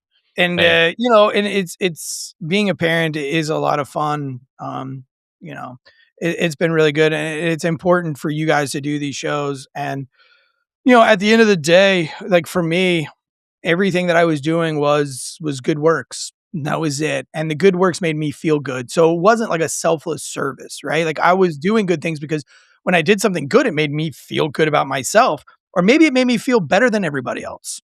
I don't know. But I didn't do it because I was doing it because I was a godly man. And so I heard a verse when I was younger. I have no idea where the verse, what chapter of the Bible it's in or anything, but it was always like not by works that you have been saved, right? It's the gift of God. I never understood it until about 10 days ago, what the gift of God really was for me. And that it wasn't about all those good things that I was doing, because it obviously meant nothing. Like in the grand scheme of things, if you're not glorifying something bigger than yourself, you're not glorifying God. If you're running from God, like Jonah, you're not gonna win. If God wants you, if God's gonna call you home to do his works, he's gonna call you, whether it takes 20 yep, years. For me, it takes 10 days. And already it was funny because I remember I told you I asked, like, God, help my cup to runneth over so I can bless other people. And of course, at the time, I was thinking about money. But, like, as I go on, that blessing is not money that your cup runneth over and that you can bless other people. It's that you're in a position that you can truly be there for other people. And I actually had a really good friend, dude, and this was last week, and he came to Raleigh to get his brain zapped for PTSD. Like, I guess they have this psychological thing, and this guy's tried everything for post-traumatic stress syndrome, dude. He's always been on the brink of suicide. You know those guys, right? Like, you're just like one bad week from just, and it's been like that for 15 years that I've known him or whatever. And I was just like going through the throes of my spirituality. Again, this was like a week ago, and I don't want to be that guy, right? Like, I don't want to be that guy preaching to people because I'm not. But he calls me and he's like, "Dude, can we get coffee? I'm in Raleigh getting my brain zapped. I'm in your neck of the woods. Let's go get coffee." And it ended up not working out, but I could get coffee. And I said, "Dude, I cannot get coffee with you, but you can come to my house and my wife can make dinner, and we can, sit by the fire, and then and it'll work out that way. I'm just on a different side of the area, and I won't even be anywhere close. So by the time I got to your house, if I tried, or where you were staying in Raleigh, it would be 9 o'clock at night. So it was just easier. And so he came over, and again, I had no idea. And him and I were standing out by the fire, dude, and he was just laying it all on me about all these struggles. And I said, "Dude, I don't have any answers for you. I can just tell you that, I submitted myself to Christ recently in the last couple of days, and I have felt really better. And if you haven't found anything, maybe just try God once. Like, just try that." And I don't know. And I think he was just kind of like, he said something, so, under his breath or whatever. Cause I get it. It's weird, right? Nobody wants to hear from a new Christian how they should do what you're doing. Right. Um, and then we just started talking by the fire, and I was like kind of like overwhelmed by his story. I had no answer. I knew I didn't have an answer. And before my like revelation with yep. God, I would always have an answer, right? I know, I'm Eric. I'll tell you what to do. I'll tell you how to be a better, I can like, solve your life yeah, problems. I will tell you that you don't need a therapist. You need to get right with yourself. You need to give yourself 3 positive statements. And I always had an answer. In Yeah. this moment by this fire, I knew that I don't have answers, that God didn't have answers. And I broke down around the fire, and I said, "Dude, all I can say," and I was like kind of crying, and I was like, I love you." And he was like, "What?" And I was like, "Dude, come here. I just want to hug you. I love you." And it's all I could come up with. It was the only thing I could come up with is "I love you." And we hugged, and we both started crying. And we just hugged, and it wasn't like a big spiritual moment or anything. But here we are, 2 grown men around a fire just hugging it out. And he called me the next day and he goes, "Dude, I was having a panic attack and I prayed, and I'm good." and I just wanted to call and say, I love you. And I want to pray with you right now. And I was like, dude, this is a guy that sends me like a D pic like every week for 15 years, like random wiener pics. You know what I mean? Like we are not spiritual guys. And it's just been, dude, it's been 10 days of like a revival. It's just been like Yeah. 10 days of everybody just, and I feel good, dude. I feel good. And I want to do what you do. And I would like to say that like you are so important. And I'm not just saying that. I followed you for no reason, bro. I had no reason to follow you. Matter of fact, I hate Green Beret podcasters. I don't want to be reminded of it. I They're don't the want to be worst. reminded that I'm I not in know. your community. Like, I don't want to be reminded that I'm not one of you guys. I don't want to be reminded. I don't want to hear anything that a special forces survivalist motivation speaker. I don't want to hear any of it. I hate all of you. But you always stayed in my algorithm, and I always said, I like this guy. And I always watched it for the hour. Sometimes I didn't even care what you were saying. I was like, you know what? This I don't. I like this guy enough. I'm going to watch the whole thing, so it gives him time on his algorithm, right? And then sometimes I would be like, I would hear what you're saying, and it would resonate with me, and I'd be like, oh, dude, that's really good. Actually, that was solid. Like that was. I like what this guy is doing. So I like what you're doing, and maybe you don't see it sometimes from other people, but the space does need you specifically, guys Yeah. like you. They really do. Thank you for We that, don't man. have it. You're the only one. You're the only one that's out there. There was a guy out there that was a SEAL back in the day doing it, but I hung out with him for one weekend, and I was like, oh, so you just say those things like you don't you don't do any of those No, things. no, no. Like as he's running a line of blow at 3 a.m. You know, like, oh, It's and a his big wife's not griff. there. I'm like, oh, wow, okay. Jeez. Like that video Dude, of you dancing with your wife yesterday? not Oh even yeah, my I shot wife. that weeks ago. Yeah, it wasn't my wife. That Dude, wasn't my wife. dude, authentic, impactful mission it's purpose driven, man.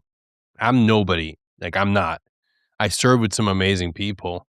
Um, but I'm just trying to put some good out in the world. And yeah, some people will listen with the background.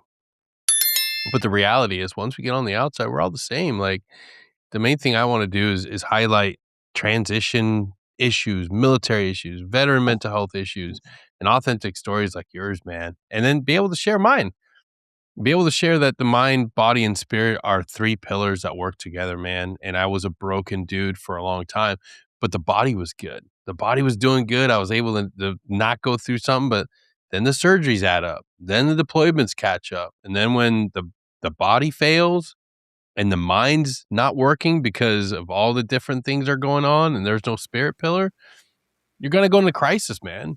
The greatest thing that ever happened to me was my wife deciding we're gonna go back to the Catholic Church. That was the greatest thing. And I am grateful that at least I understood that a family divided won't survive. And I understood, I'm like, we're going to church. I'm gonna have to figure this out. I'm gonna have to figure out confession. I'm gonna have to figure out what it means to be a Catholic man, what it means to be somebody that gets up and prays, and somebody that's willing to say, I'm going to pray for the people that I think wronged me. And I'm going to pray for the perceived wrongdoings. Like I pray for every single individual that I think has ever slighted me, everybody, every single person. And the greatest thing about that, when you pray for people that you don't like or you think are out there scheming against you, you realize it doesn't fucking matter. You realize it doesn't matter. The only thing that matters is that you're praying, you're actively caring about somebody else. Because it's not about a win or lose thing. You just want people to do well in life. That's what I realized. I remember how fast it shifted in my mind praying for somebody I didn't like or care for. And I realized, no, no, no, no. This is it's bigger than how I feel about somebody. I'm gonna pray with intention, with vigor, with passion, wake up every morning and just try to be a little bit better. Just try to pull it. And then maybe some people will turn it off. Maybe some people won't like it, but that's okay because for every person that skips by it, and passes off on that message, there's at least one that's going to sit down and be willing to explore it. Because I'll tell you, it does nothing but bring good to your life. Like, it does nothing but bring it. I worked so hard in 2025, countless nights and weekends. I didn't get any rest. But you know where I got rest? Where I felt energized? Going to mass, sitting with my family, holding my daughter, even when she was fussy, getting communion and sitting down and understanding this is for me. This pours back into me. And it gives me the motivation to keep going, because at the end of the day, I know when I pray, he's answering. Things didn't turn around for me. I wasn't getting any friggin' sponsors. I wasn't getting any sort of attention, and things weren't moving. And I thought, same thing, fuck, I'm not going to be successful. And then one person came out of nowhere, was like, love what you're doing. Let's work together. And then another, and then another. And then I realized, okay, like, this is not just, it's not a reward-based system. It's an alignment thing. I had to give up. And remove, just like you gave up swearing. I had to give up those things. Kill the sin within you. All the stuff that you're struggling with, that you're wrestling with, maybe for you listening, maybe it is alcohol addiction. Maybe it is, you're prone to violence and anger outburst, and you're quick to cut people down. Give that up. Surrender that. Kill that part of you and give it up. Whatever vice you have, whatever thing that's completely removing you or keeping you from being completely in front of God, be willing to give it up. Be Yeah, willing to and walk away and watch what happens. here's what happens with that too, because when I told my kids, again, this wasn't a God thing. This was like pre-God stuff. This was like 1 week prior to D-Day. To D-Day. My kids randomly were like, dude, can you quit swearing? And it was funny because Nick's daughter was back from college and we were all filling orders for Christmas. It was fun, but it was so crazy. Nick has a kid in college? Dude, I think Nick's got like 7 or 8 kids. I lose track of how many kids Nick has. I'm still thinking of him like back dude, in and the they're G1. they're all amazing kids, dude. They're all like state wrestlers. One just got back from a deployment where he got shot. Yeah, one of those I've never met him. But I just always envision him the way he looked back in the Ranger Up days. Yeah. That dude has offspring, lots of them. And it's like the Brady Bunch at his house, dude. It's great, dude. It's like big. It's like it's got all the rooms. All the kids are there. It's like very lived in. I love it. It's beautiful. He's an underrated good human being, bro. Completely underrated good person. And but yeah, so one of his daughters was back, and like, dude, his daughters wrestle in college, and his sons wrestle, and what? they're all amazing kids. And she was like, "You swear a lot." She's like, can you say anything without a cuss word? And I was like, dang, dude, I've been swearing my whole life and nobody's ever cared. Like, why is all of a sudden in the last week, my kids are telling me to quit swearing? Like, nobody has cared. I haven't like upped it up. Like, I haven't done anything. So when my kids asked me to stop swearing, I was like, all right, this will be a fun New Year's resolution. It really wasn't a God thing at all. It was just like, my kids asked me to do it. I ask my kids to do hard stuff all the time. I'll start doing it. So I was like cussing a lot, but I was also substituting some cuss words with like fuggle nugget or like shiz and stuff like that. Then my one kid goes, like my 8-year-old was like, Dad, just cuss. Like, this is embarrassing. And I was like, what? You don't like, sugar bottoms instead of that? And he's like, no, I would rather you just say, fudge nickels. Say it, And he was like, it's embarrassing. So then I was like, well, I wasn't even really, I wasn't even stopping the swearing. It wasn't even a thing on my menu because to me, it was like an impossible thing. Yeah. I was just going to do it. I was basically just saying I was going to do it and just going to have fun trying not to do it. But I knew it wasn't going to last. When I submitted myself to God that night, swearing wasn't on the table. I wasn't even thinking about swearing. Didn't even care. Like my life, all the things that were going on in my life, the swearing was like the last thing I cared about. Like, who cares if I cuss? I don't care. I think when I woke up and I completely quit swearing, there was no conscious effort to stop swearing. And when I tell you like that, for me, the quitting swearing wasn't me saying, I'm going to give up swearing for you, God. I think God took swearing out of my life to show me how big he is. He was like, dude, I'm just going to let you wake up and you're just going to stop swearing. How about that? Like, you're not even going to have to try, dude. So this wasn't like an Eric Tansey going, I'm going to stop swearing for God. I was stopping swearing for my kids like a week prior to all this. When I woke up and literally the swearing left my mouth, it literally just, I cannot explain it. It just left my mouth. So did everything else. I told my wife this, my algorithm on my phone completely changed it. I didn't change. You know how I always joke, like, there's always these women on my phone and all this stuff. And there's always like the dumbest, like, just crappy suicide jokes, dark humor, chicks doing dumb stuff all the time. And like, I don't have a password on my phone. Like, my whole family, we all, like, they can all use my phone. Yeah. I'm too lazy to figure it all out. And I don't want to sit there and do all the, whatevers. Yeah. So I can only look at so much. I can only look at something that I can articulate to my family that's on my day. But my feed's always been ridiculously, like, dark. And my wife would, like, make fun of me. She's like, oh my God, the stuff that you see on a daily basis is not healthy. I was joking with her the other day. I was like, bro, I don't know what's like up with my phone.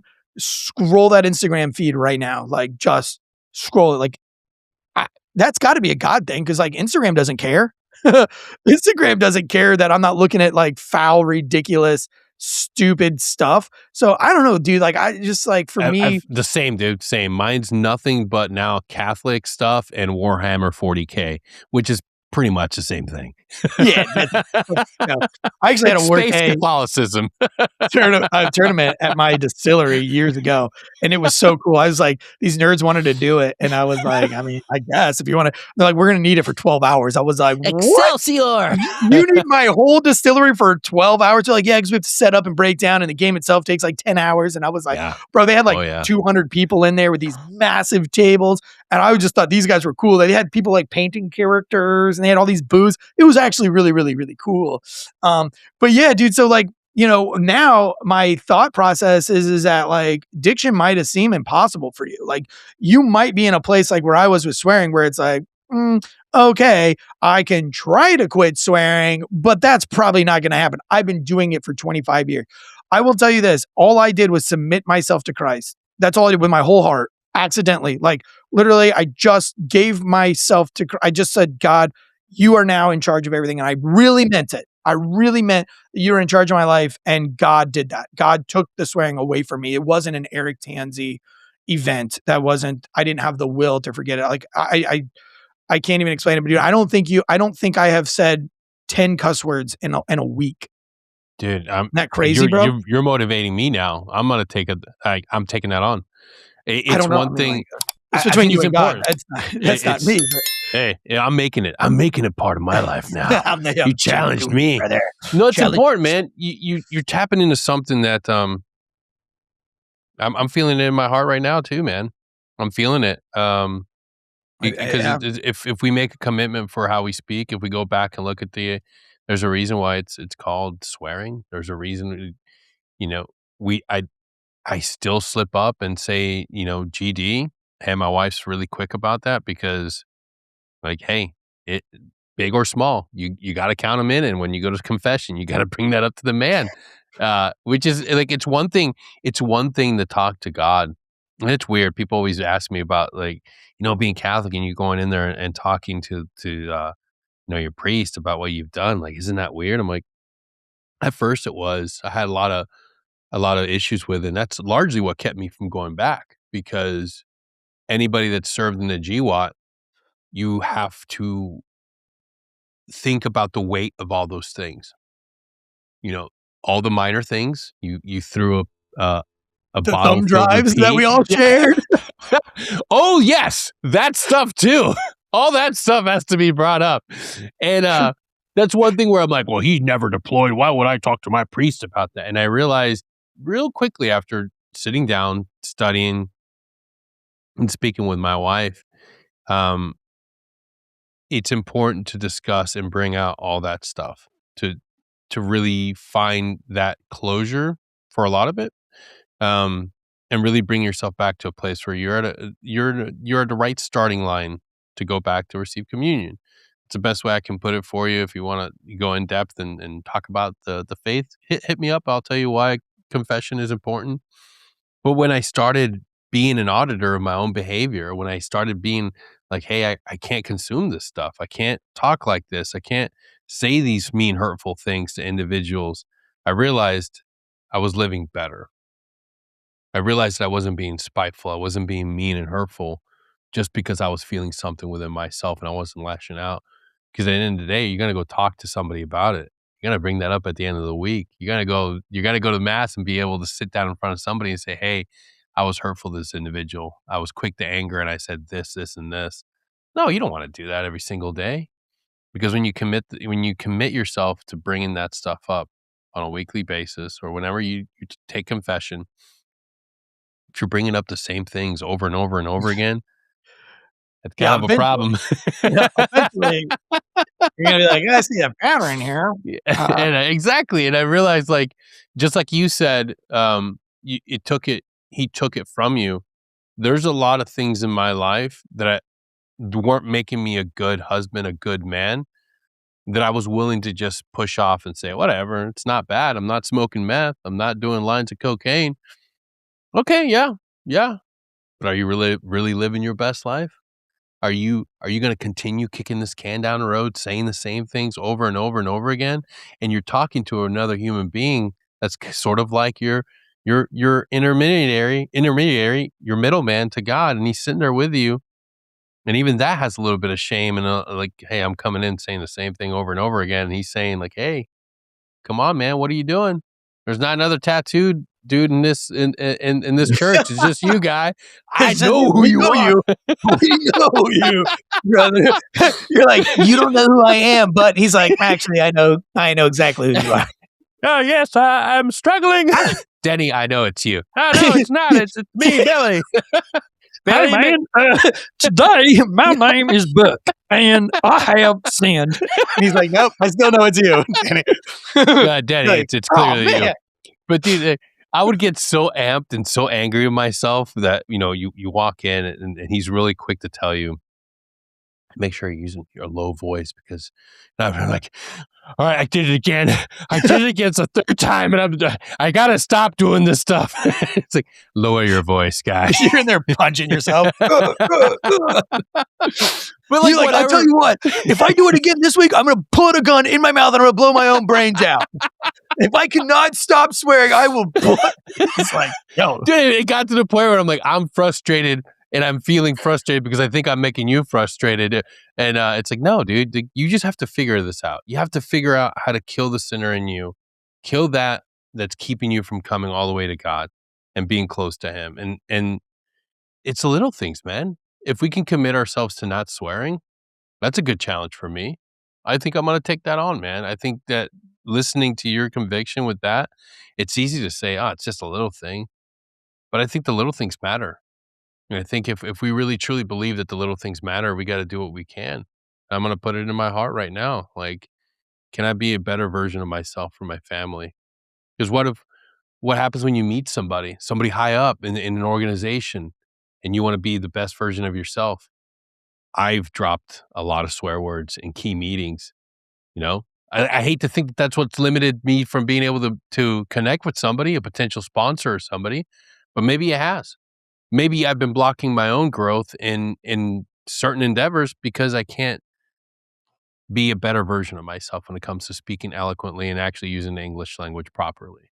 You yeah, I know? mean, that miracle, like, really instilled in me that God is real. That, like, he could take swearing away from me. Like, it was just something I didn't see as possible. Like, it's just like I can fake it. I can, like, do it under my breath where nobody can hear me, or I can, like, tone it back, insert moans, but I'm not gonna quit swearing. Like, that's just not gonna happen. Well, dude, it happened, and, like, I have no way to explain to you how it happened because it hasn't even been a conscious effort. I'll tell you what else has happened is everybody has told me that I have imposter syndrome, and I have thought everybody else is an idiot, essentially, because I don't believe in imposter syndrome. Like, I don't believe in ADHD either. Like, it's my superpower. Leave me alone. Like, you can call it, you can give it a name, but, like, I really like not being able, like, I like writing while having bluegrass music blaring right next to me. Like, can't write if it's not there. Or sometimes I like to write when there's, like, heavy metal deathcore going on. Like, that helps me focus. Don't tell me I'm wrong. But anyway, the imposter syndrome was like, and you could hear it in all my podcasts because I would spend so much time trying to justify myself and what I'm saying. Yeah. Because I didn't really believe in myself that you should just trust what I'm saying because I didn't feel like I'm trustworthy of saying it because I've always felt lower than myself. And so I've always had this like imposter syndrome and I've always had this thing was I'm not your leader. I'm not a leader. I am a nobody. I used to say that I mean every day. And Nick pulled me aside. Oh, it was after because that's what everybody said after the Andy stump. Like, wow, imposter syndrome, imposter syndrome. Andy was like, dude, you've got imposter syndrome.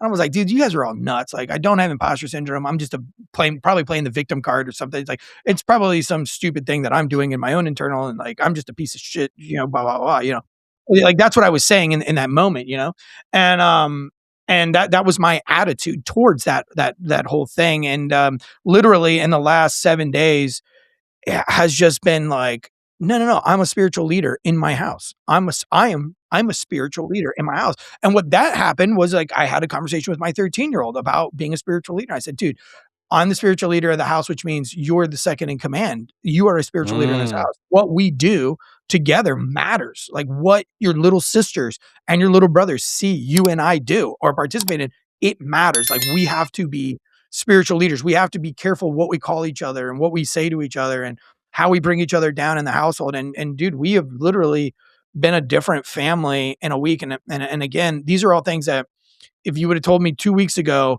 that I would have called myself a leader at any moment and any time, I would have been like, you're crazy. You're so crazy. You're a dummy because I'm not a leader, dude. I'm a grunt. I carry heavy things for far distances and you come up with ideas and it doesn't matter how stupid your idea is. I will work so hard to make your idea happen, but I am not a leader. And I really feel this comfort in my soul that, no, actually I am a leader. I'm a leader. I am a leader. I can tell you, or I can pray with you. I can pray for you. I can give you guidance on how to get your marriage right. I can tell you how to be a good father. You could have called me 3 weeks ago and say like, dude, I'm struggling as a father. And I'd be like, bro, I'm not your guy, dude. Like, I'm lucky, dude. My kids are just like, they woke up, that wasn't me. That was my wife. Like, it was an imposter syndrome. Like, I could not look you in the face and say, yeah, I'm a good father. I would say like, I got lucky. You know what I mean? And people would be like, oh, you're just being motivated. No, but in my heart, I really felt that way. I felt like a month ago, 2 weeks ago, 3 weeks ago, I felt in my heart I really did believe that. I really believe that. I just get lucky, dude. Like, how do my kid ask my wife when she just walked in the door, by the way. Ask my wife when I told her when she said she wanted to have kids, I said, this was a serious conversation. This 13 years ago, I said, you can have a kid with me, but I bet you God gives us a retarded child. Oh, jeez. I said that. And she was like, don't say. I was like, no, I'm telling you right now, like, God does not favor me. And I'll just tell you, like, our kid's going to have cancer. Our kid's going to be missing limbs. Like, if you want to have a kid with me, and when our first child came out, ask her, dude, you can literally ask my wife. And I will say when I had my kid, I was like, dude, I just cannot believe that this kid's all normal. Like, I was convinced, bro, that my kids were going to be like God was not going to give me good kids. And so then God gave me not only good kids, but like athletic kids. And I'm not athletic. Like, what? So like, again, imposter syndrome, like it's not me. But now in the last week, like I'm comfortable with saying, yeah, no, I'm a good father. And here's why I'm a good father. These are the decisions I did make. So I am seeing myself as a spiritual leader, not for clout, not to boast or to brag. But God put within me a spirit of saying, no. Okay. You spent 20 years literally running from me and I have taken everything away from you that cannot be explained. I took away your chance at being a Green Beret. And if you tell anybody about this, everybody's going to be like, yeah, that's probably not the whole. There's probably more to that story. So I can't tell that story. I just have to live with, I didn't get to be a Green Beret and I can't explain to you why I didn't do it. You'll not believe me. It doesn't matter. I can't explain to why I was Officer of the Year and I decided to go open up a distillery, bro. What was I thinking? Like, what was I thinking? And then COVID happens like right when I open it. Not saying that God put COVID on me, but like God, just every little problem that could come up with it happened. And if I explain it to you, you would just be like, well, you're an idiot. Like, I don't, you know what I mean? It's like everything that I do is a golden horseshoe, but I see it as a black cloud that it's like, you're going to have a book. Yeah, I'm going to have a book, but but these, it's going to always be a but, right? The Tim Kennedy thing happens. Nothing to do with me. I don't know Tim Kennedy. I don't care about Tim Kennedy. I lost Chad Robichaud. I'll say it. I know the reason why he didn't put me on a show. He scheduled me onto his show and then they canceled it literally the day that I was buying my flight, canceled the show. And I know it was because literally that week, all the Tim Kennedy stuff came up. I got blasted with, oh, is this another 500-pound grenade guy?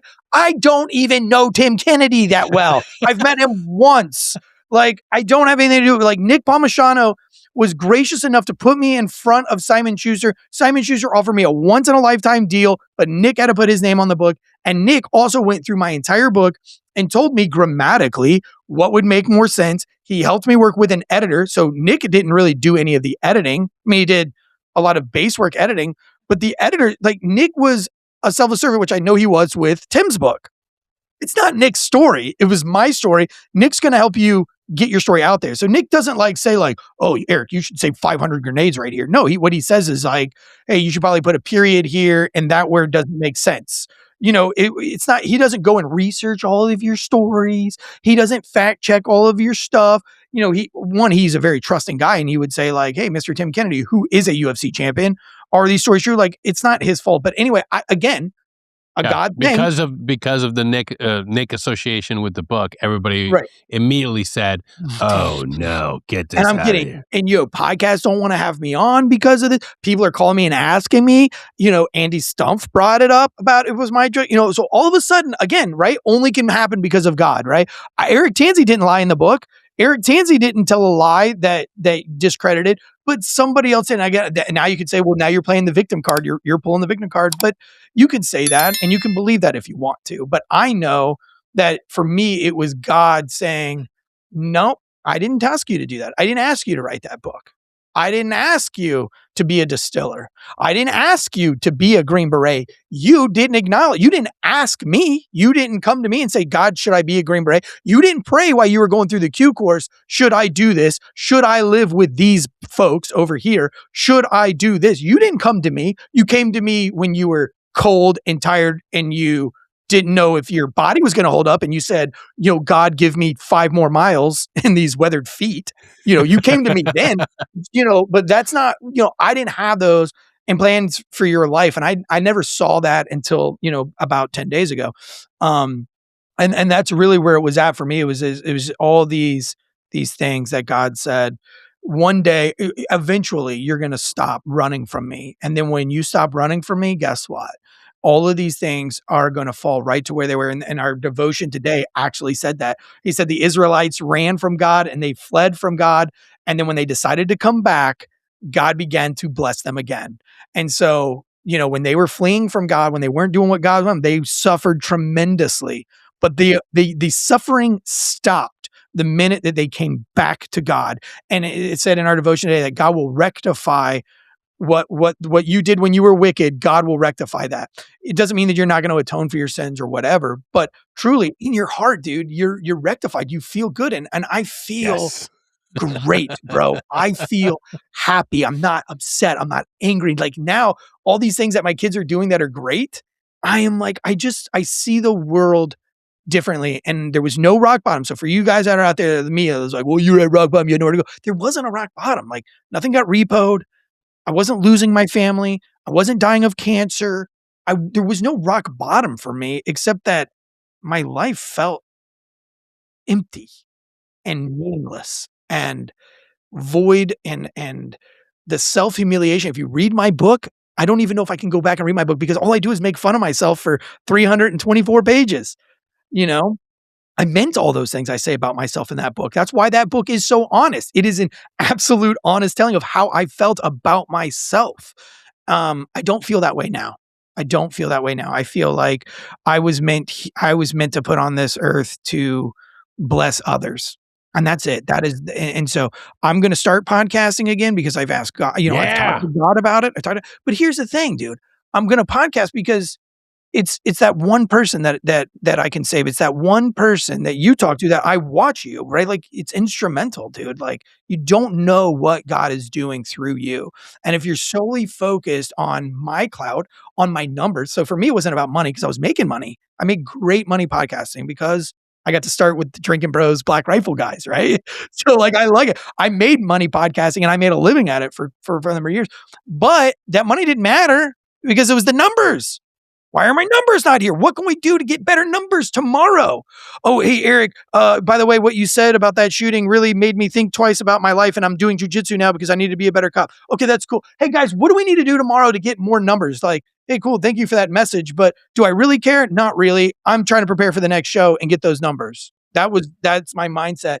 And I think going back into podcasting now, I'm going to be less concerned about that number. And it's how do I bless? If you're that one person listening to me right now, how do I bless you? How do I, and it's not like a fake, how do I bring you value? Like, how do I bring you value? How do I bring you, no, it's like, dude, I truly believe in my soul, in my heart right now that I want you to be your best self. I want you to be a winner. I want your cup to runneth over. I want you to be so blessed that you're able to bless others. How can I help? Like, let's make that happen. Yes, that's what we need, man. We need a whole army of that. And I do believe 100% that staying true to that mission, I will succeed. I will succeed. You will succeed. Anybody else that comes in that space, it's not on our time. It's on his. And I'm okay with that. And the proof is out there, man. Being able to meet individuals like yourself, being willing to reach out and be, hey, you willing to come back on? That proves in the pudding. If I wasn't an honest person, if I was a gimmick, a lot of people wouldn't want to come on. They'd see it. You'd feel it. You'd see it. But you trusted in me to come back on the show, and that's what matters, man. Making that connection with somebody to come in and have a talk like this, dude. This is You're not a important. gimmick. You are not a gimmick. You're probably, I mean, I think that's the reason why I did follow you, because you're clearly not, you're not that like, I'm a Green Beret. Listen to me. You're like, I mean, for me, watching your podcast, it's like, okay, we're trying to navigate a world, but you truly are out there trying to bring like real value, like real spirituality, real advice. Like you're not trying to create some kind of divisiveness, and then that's a long road for you. That's a long road, but I think that once you know that God is on your side and that, then that road becomes not that long, right? Like No, it and it's doesn't easier stress to go you to out. sleep at night. It's It easier doesn't to stress you out. go to sleep at night, put your head on a pillow, look at your family, look at what you're doing and say, hey, like, it's humble, but at least I feel good about it. At least I know that I'm doing what God wants me to do right now. Exactly. I don't have to feel like I'm gonna swindle a kid or an organization and lead people down the wrong path. Like I started this thing with brothers, with friends, and then 2026, that's what I want to prioritize. Being able to bring back that the riff. Find a way to either bring it back to this show or create another show to bring the funny.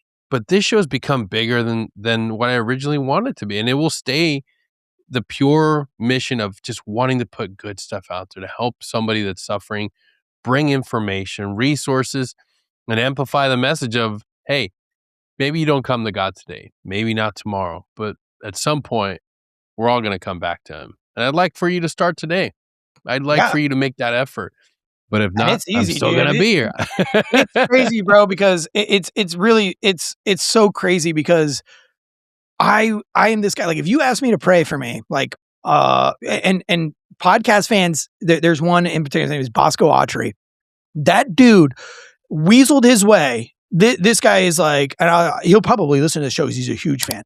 But on paper, right, overweight, diesel mechanic, like just like loves the Allman Brothers, probably to a point where it's a little bit like slow down, dude. It's just a band, but he'll be like, no, it's not.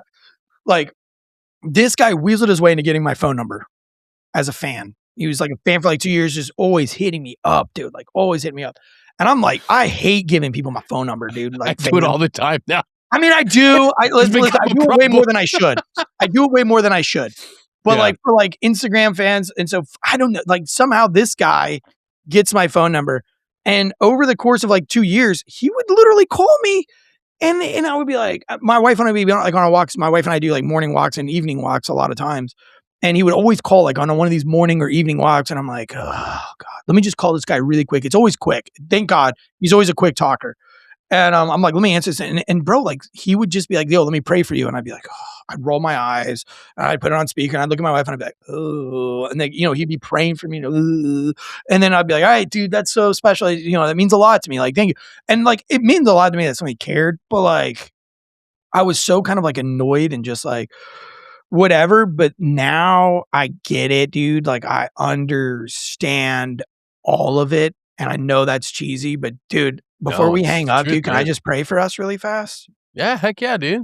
Dude, it's weird, man. This will be the first podcast I've ever prayed on, but Let's I'll do just it. keep it quick. But Lord God, like, please just do everything in your power to make Danny's his cup runneth over. He's a great human being. He's great to this industry, and we know that what you're doing is something we cannot explain and we don't have control over, and we give all that control over to you. And this is going to be a great ride, and help us to bless others along the way. In Jesus' name, I pray, amen.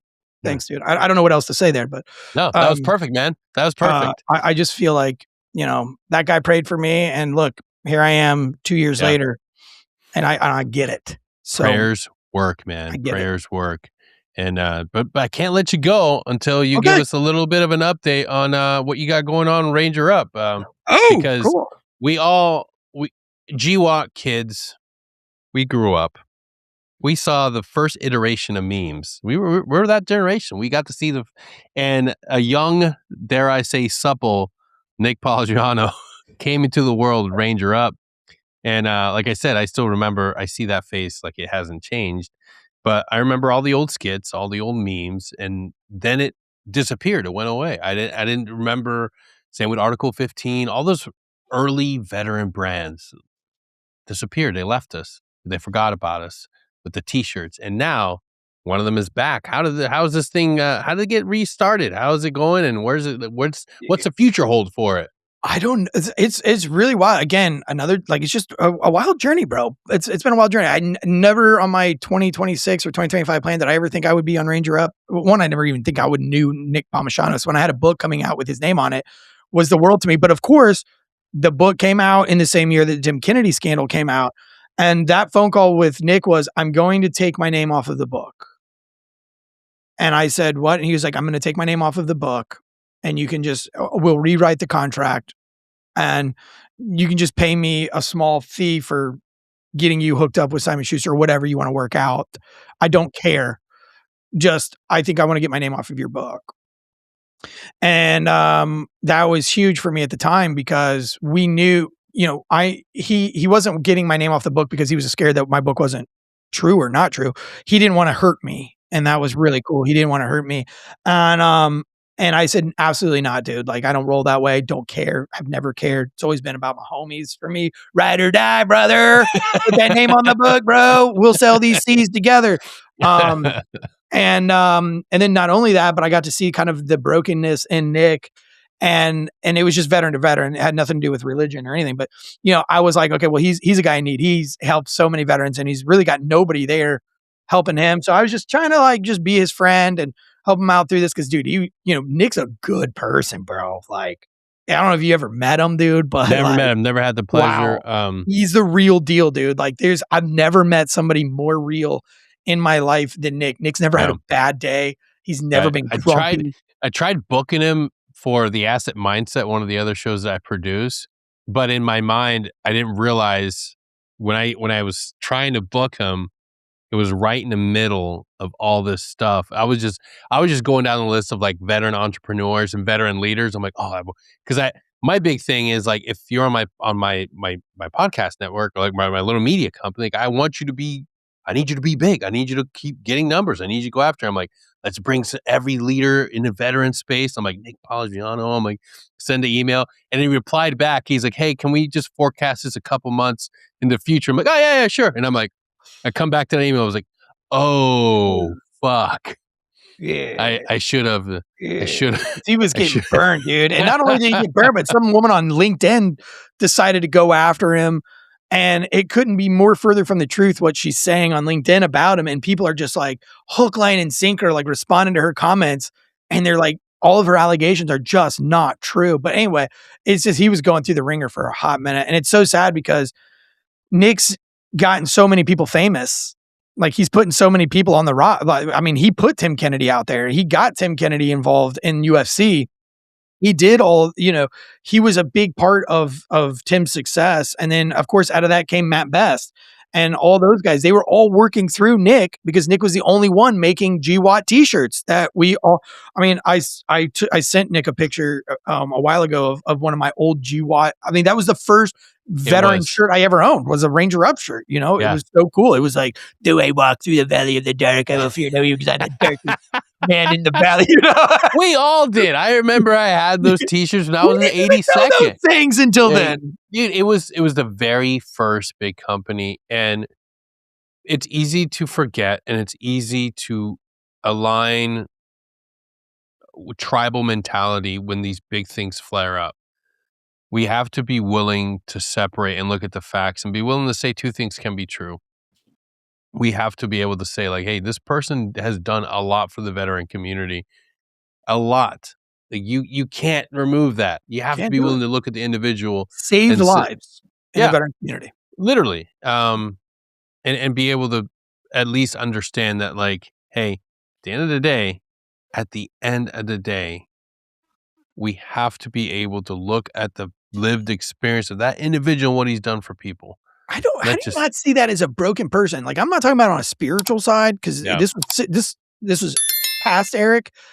I always looked at the Tim Kennedy thing as that's a broken dude. That's a dude who made it through the UFC. That's a dude who had multiple combat rotations, who is a Green Beret, who worked on tier 1 with tier 1 units. I mean, you can't take that away. He did do those things, but he still felt like it's not good enough. Because he's got a giant hole, a pit of just, I mean, at the end of the day, the thing that hurts the most is you. And if he was an alcoholic, they would give him a pass. If he was an alcoholic, they'd give him a pass. I really wish he would have stood up and defended Nick a lot more, because at the end of the day, I feel like you have to say something about the individual that is also getting thrown out there.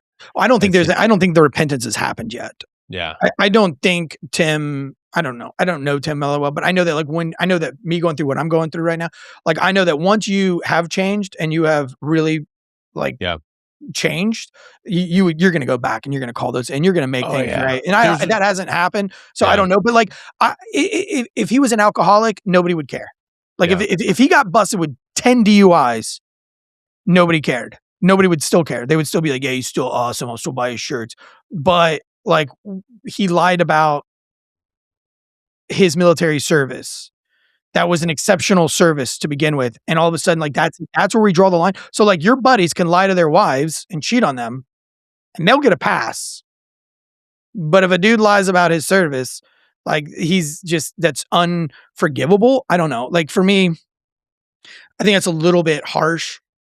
I think the main thing that a lot of people latched onto were they started bringing up every instance where he had said something that was insanely stupid or really derogatory, and it started stacking it and stacking. Yeah, but you go 20 years of being a public figure.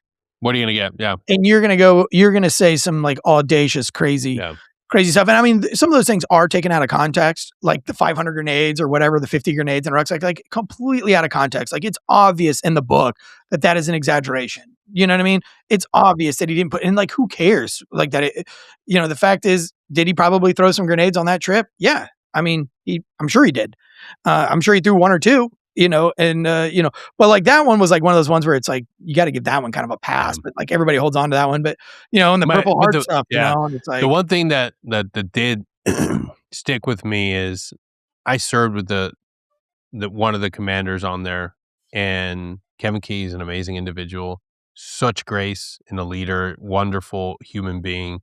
He ultimately, his response was something that I was like, absolutely like, God, you're everybody's, you're the real deal Captain America. I think Kevin, his response to it was like, if it helps one more kid join the regiment, then it's good. I don't care. Like, and that's like, I think so highly of that man because of what ultimately was one of the longest lasting impressions of what a real leader is like, what a real leader should be. And it stuck with me my entire career, And remember, like your time with a company commander is very short in So SF, short, so short. very, very short. But Kevin Key stayed with me my entire career, the way he led, the way that he understood the importance of the mission, the importance of NCOs, the importance of being the command presence stayed with me. And I'll never forget it. Him and Doug Morey, our company warrant for that time frame, same thing. Very influential with why I became a warrant. And for a lot of people, it's also very influential figure. And when they're depicted in a way that makes him seem less than that, people get very angry. And I was very upset. And there's a lot of those little things that get piled up and get piled up. And when a big podcast or a podcast gets big because they go line by line, like I was angry. I was like, this was one of my figures. This is one of the men that I looked up to. And then other people that came out, it's like, hey, no, like absolutely not. This guy was the real deal. This is a real, and then my thing is, And it's so sad that like yeah, the guys that even came after. you should have had a moment where that guy would have said, hey, I was retelling a story from my point of view and I dramatized it and I added some flair. And this I'm an individual, entertainer. I like exactly. to And this entertain. individual was not depicted the right way, because I know within our small community, you don't talk badly about certain people and certain key figures that are larger. Kevin Key to me will always look like Captain America. Always, always and forever, because he was that influential. And that's for me, that was one of the biggest sticking points where I'm like, you know what? Nope. Nope. Not until you stand up, and I don't care what else you address that one issue. And he never will. He's a broken man. And that's all. I mean, that's I think so. that's all I can say is like he is a broken individual. And I have another guy that's extremely influential. I'm not going to say his name, of course, but he's a movie star now, and I don't want to give too much, but he's a post tier 1 guy, and a great guy. He's a broken man, and I prayed with him the other night, he was going through it. He was telling me all the the woes that he's got going on right now, and all these things. And I said, dude, like you've literally tried everything. Have you tried some Jesus? And he was like, well, I'm going to pray for you. And he didn't. He's reluctant. He didn't care. And I prayed for him, and it's fine. It's okay.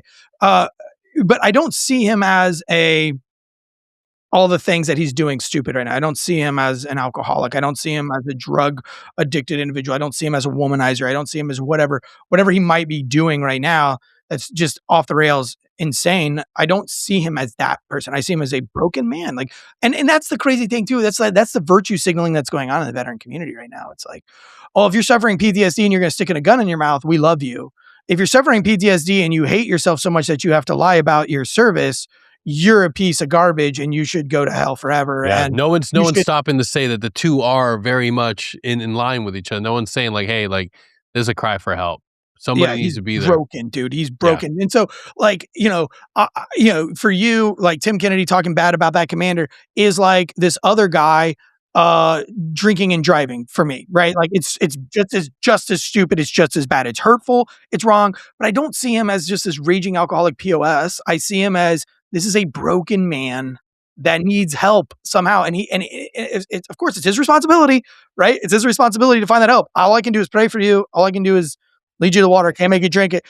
I feel the same way about Tim or whoever. Again, I don't know Tim, so it's not like I'm talking to you on some kind of whatever. But like if I were to sit down with Tim and I could say this face to face, I would say, I think you are a broken individual and that you need to submit yourself fully to God. It doesn't matter that you believe in God, but it's not the works that are going to get you there. It's not these good things that you've done, brother. God doesn't care if you're not committed to the change, then this is going to keep happening. You're going to get called out for these lies. You're going to be held down. Life is going to get a lot harder.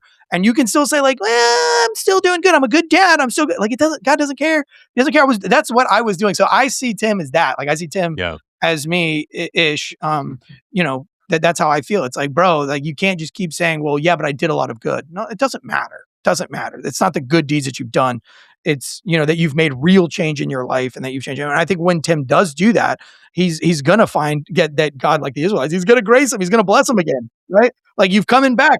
All these things are going to, your sponsors are going to restore your engagements are going to go back up. Like I'll restore it to you, but you have to come back to me. Homie, brother, come back to me.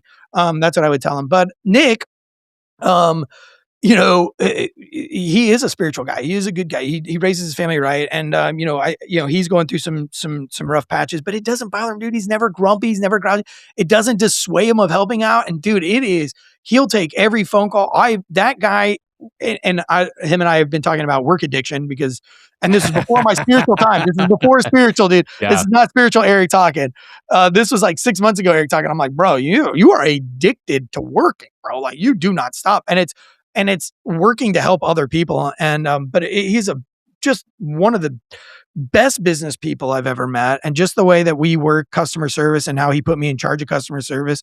And he was like, dude, I want you to be in charge of all customer service. Like, I don't care who you hire or fire, but like, he's like, I've done it in the past. And he's like, you're the guy. Cause I know that you're going to do it right. You're going to make sure that people get what they want. And that's a terrible job, bro, because I bend over backwards, dude. I'll drive in the ice to get your package at the post office and people still are like, worst company ever. Customer service sucks. They didn't respond to my message. And then it's like, bro, you messaged the old website. Like, I don't have that website. Or like, you messaged us on Instagram and it went to like the spam folder, or you messaged on, like, if you go to customer service at rangerup.com, like 100%, I'm answering your stuff.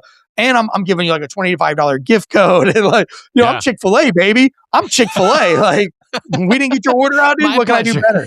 My pleasure, dude. Like, so that's hurtful. That is a thankless job because everybody, and dude, it's funny too, because like the heavier the larger the size that somebody, like if I see that the order, I always look at the order before I read the email, just so it puts it into context. If I bring up the order and I see like 3XL, oh, you're in for it. I already know like this is not going to be a pleasant, dude. They're the root. It's like if you hate yourself, man, you're gonna hate me too, because that it's not gonna be like, hi, Ranger Up, I received this package and you sent one wrong shirt. It's like the quality of your shirt sucks. I wish it was the worst way. And it's like, bro, this is gonna be a 3XL, dude. I guarantee this dude where it's like double XL, bro. Like it's like the bigger the person, the more hate. But but anyway, so Nick, I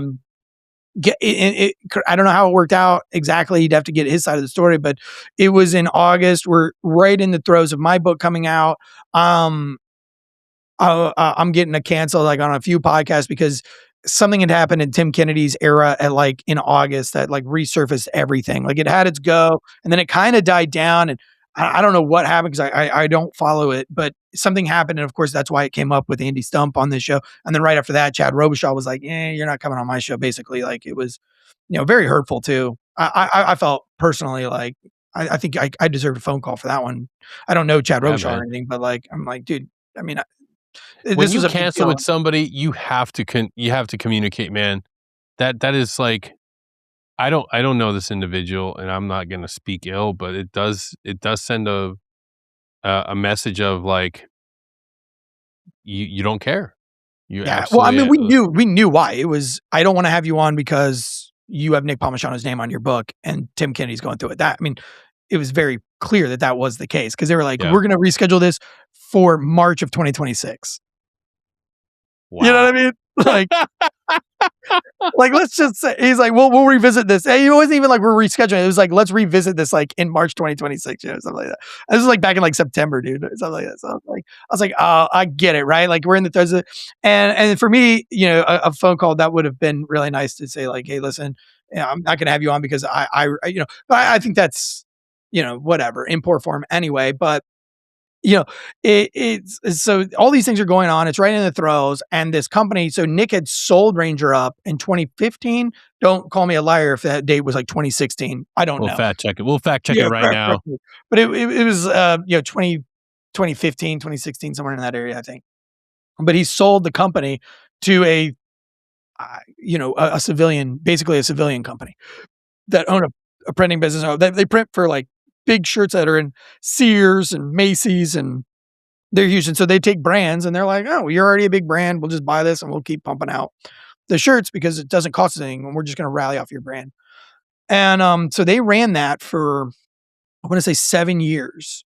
And they were about to, it was like making like $4,000 or $5,000, bro, a month, like in shirt sales.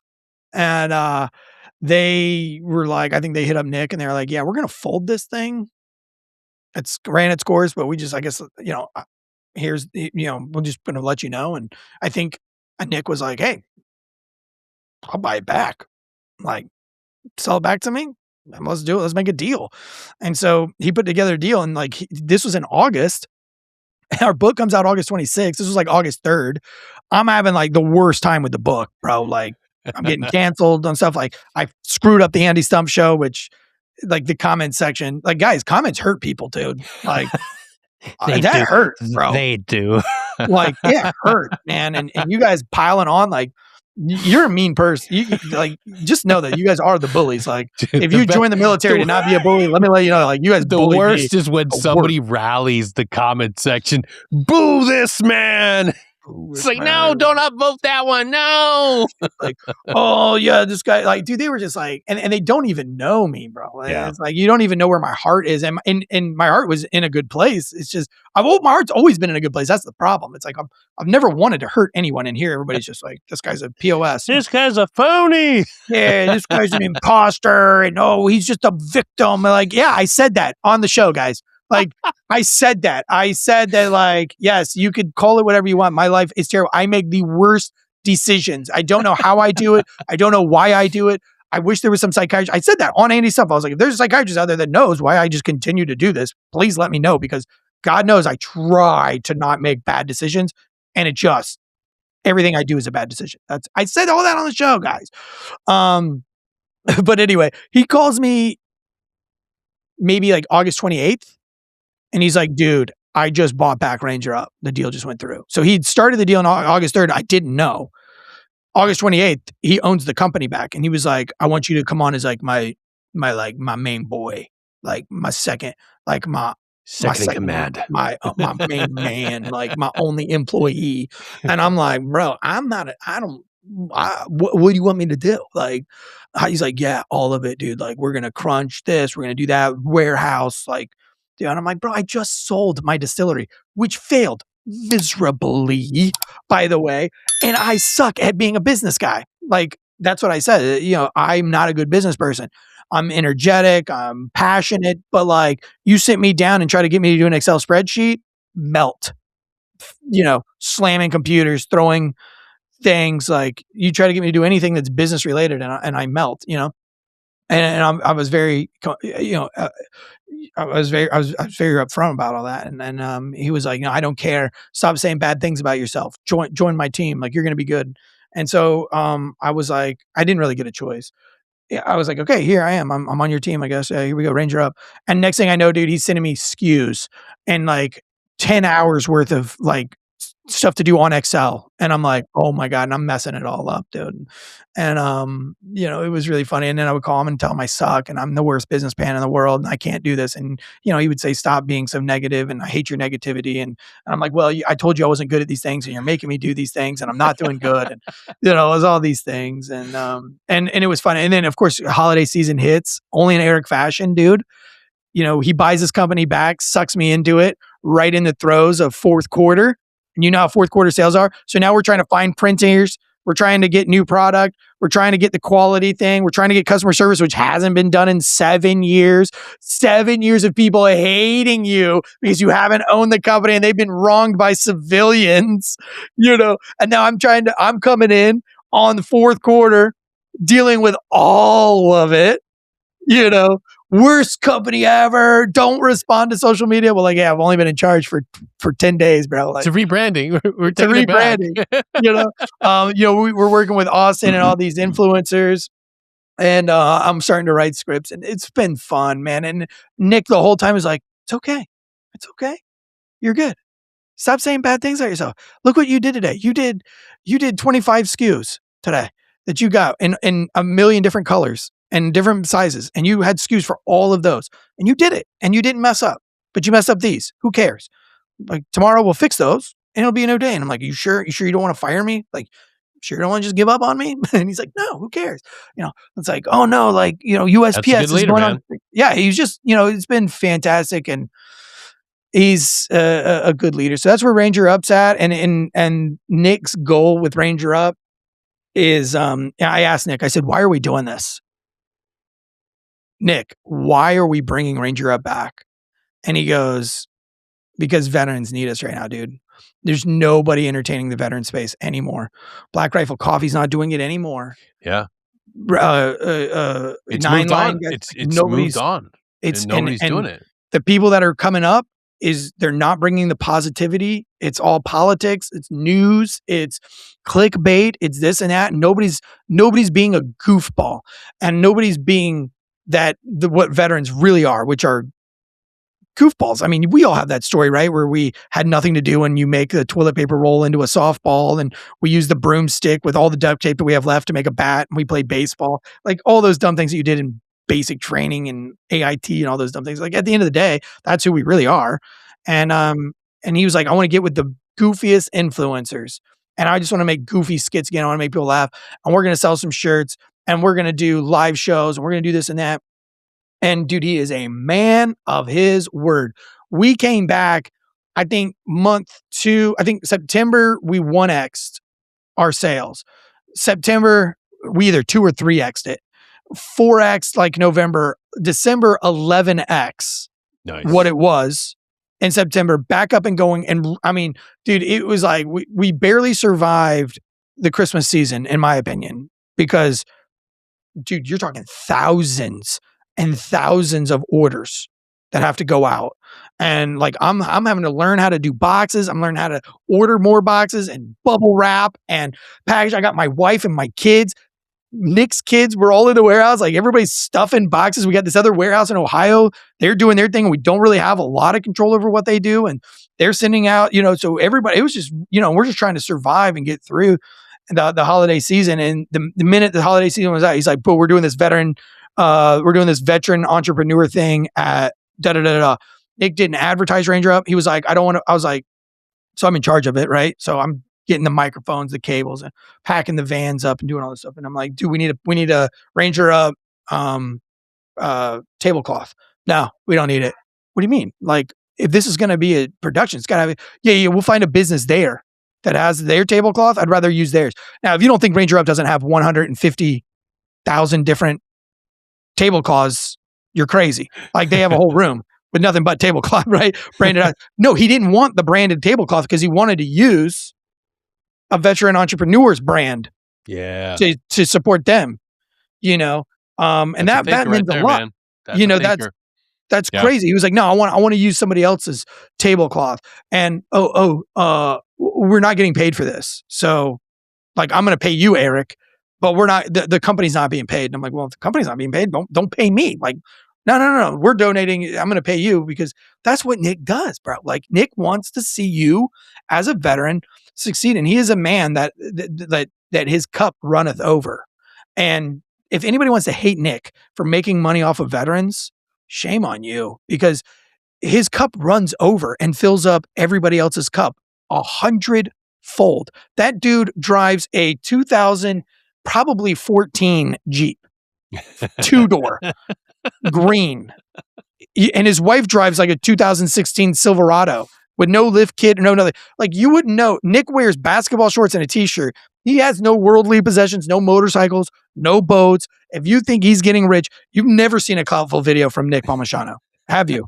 No, he doesn't do anything. Like, his house is a lived-in house. Like, you go into his house, it's just like mine with 5 kids. Like, you think Nick must be like, one of these figures with the mahogany and it's just like the house is beautiful. No, dude, there's toys everywhere and kids running in and out, and it's just a fun, loving household. And yeah, that's where Ranger Up's at. And Hell yeah. bringing back that space. And we hope to get you involved, dude. Like, Let's we do it, hope man. to get you out on some of these skits because he's in it, dude. And we'll get you some of these events too. Oh yeah, man. I'm in. I like promoting good stuff, and it seems asinine that we can't look back and touch our GWAT history and understand what Ranger Up was. So that's I mean, I was a kid in 82nd, and seeing these brands finally represent us. Like, I remember when Matt Best came out. I remember seeing Who do you all think these made dudes. those videos? Exactly. That's the thing that we're so quick to forget what somebody did for us when we were kids. Just kids in the GWAT, man. Dude, you walked into B-Dubs right there off Fort Bragg, Buffalo Wild Wing. Yeah. And you looked around, dude, every shirt in there was a Ranger Up shirt at that time. For fucking sure, dude. Always. And we need to remember, like, yeah, it's a bit of nostalgia, man. Get back into it. Support it. Back into it. Eric, when's the new podcast launching? When are you getting it back? I don't know, dude. I don't know. I'm literally gonna pray about that, and I'm gonna examine how I want it to. I don't want it to be to fight, as a police podcast, right? And we break down, and it's very good, and it was always pure. But like, again, if I said something divisive in the middle of the podcast, the views would go up, baby. If I started dancing with conspiracy theories and having fun, and it's all part of the plan, like and you rally the troops, but at the end of the day, that's not healthy for this world right now. It's not making the world a better place. No, just take some time and storyboard it, man. Whenever you I want to break down the police related podcast, and I think I want to use. I'm really in this phase of life of Lord, how can my cup runneth over? Like, how can I bring up Security Halt Media, and how can I bring up these people around me and watch them be successful, and how can my kids, who naturally bring up others, dude. It's wild that I have famous kids, like, they're in magazines, they go to all the big contests, they're sponsored by anybody. I mean, Yellow Wolf, the artist Yellow Wolf just sent them this massive package. Doritos. We have in 1 hour, we have another semi truck of Doritos dropping off Doritos at my house at 1 p.m. We have a scheduled delivery from a freight line of Doritos Mexican soda for my kids. Like, you're famous when Doritos rolls up. That's not once, but twice with like a cowboy hat company, which has extremely expensive cowboy hats. They just made a custom hat that they're sending. They put his name on it and everything, and they're sending it to him. I mean, every single day we wake up, Berserker Bill, who's a special forces guy, Navy SWAT guy, makes beautiful veterans boards. His wife passed away, and one of his wife's last wishes was that he supported the Groms. And so he found my kids and started supporting them. And that's been just an amazing partnership. And my kid even said the other day, because now the bigger board brands are, OG skate companies are reaching out, and I had a conversation. I said, dude, like, what happens when Toy Machine or one of the big boys is on your, I mean, they're following you right now. Like, what happens? And I said, where you at? And he's like, dude, I'm Berserker built. Like, because the name Berserker Bill resonates with him. He's outdoors, he's hunting, he's a survivalist, he loves that military stuff. And he's like, I don't care. Like, I'm Berserker built, Dad. Like, and I'm like, okay. Up, man. I was like, well, let's just make sure that if that's what you want, then we're good. But if you think, when they come knocking on the door, like, you need to, like, I'm not going to leave some veteran out in the dust. We need to, like, prepare him now and let him know what's going on and how this is going to work. But if you're good to the brand, and I said that as a good dad a month ago, now I will say that to him as, like, that's what God would want us to do. So now, no matter what, we're going to do this. And actually, I wrote a movie script that's, it's a beautiful script, and it was a lot inspired by his wife. Like, I used part of his wife's story in this movie script, and lo and behold, I got that call last night from AJ Buckley when they're like, bro, this is, like, you got your rewrite, you turned in the rewrite, and this film's getting made. Like, we're going to get this budgeted out. And I'm like, bro, and it's going to be a dynamite. It'll be the next Sandlot. Matter of fact, we are trying out, and I'm going to say this now, but like the producer that read the script and gave me the rewrite opportunity, he said, who do you think plays this character, the father in this? It's a very pure story. It's a very Sandlot-esque skateboarding story. Very, very, very fun. It's a great story, and it's got like the veteran PTSD dad and the feral kids, right? It's very great. But he said, like, who would you want to play this at? And I said, dude, I'm going to say something that's going to be ridiculous. I think the great Hambino from Sandlot, would be. I literally wrote the dad character based on him now on Instagram, and he goes, "He's my boy." And I said, "What?" And he goes, "That guy, he's my boy." And he's like, "That is one of my closest." Like, I talk to him on the phone weekly, and I was like, "Bro, will you put this script in his hand? I would love for him to play that, that role." That's crazy. And AJ Buckley was like, "I'm going to play Frank. I want to play that role." And so I think that'd be really fun. So, with the kids doing their thing, watching them naturally go to the skate park and watch one kid try to drop in, and they're like, "Hey, I got you. Hand me your hands."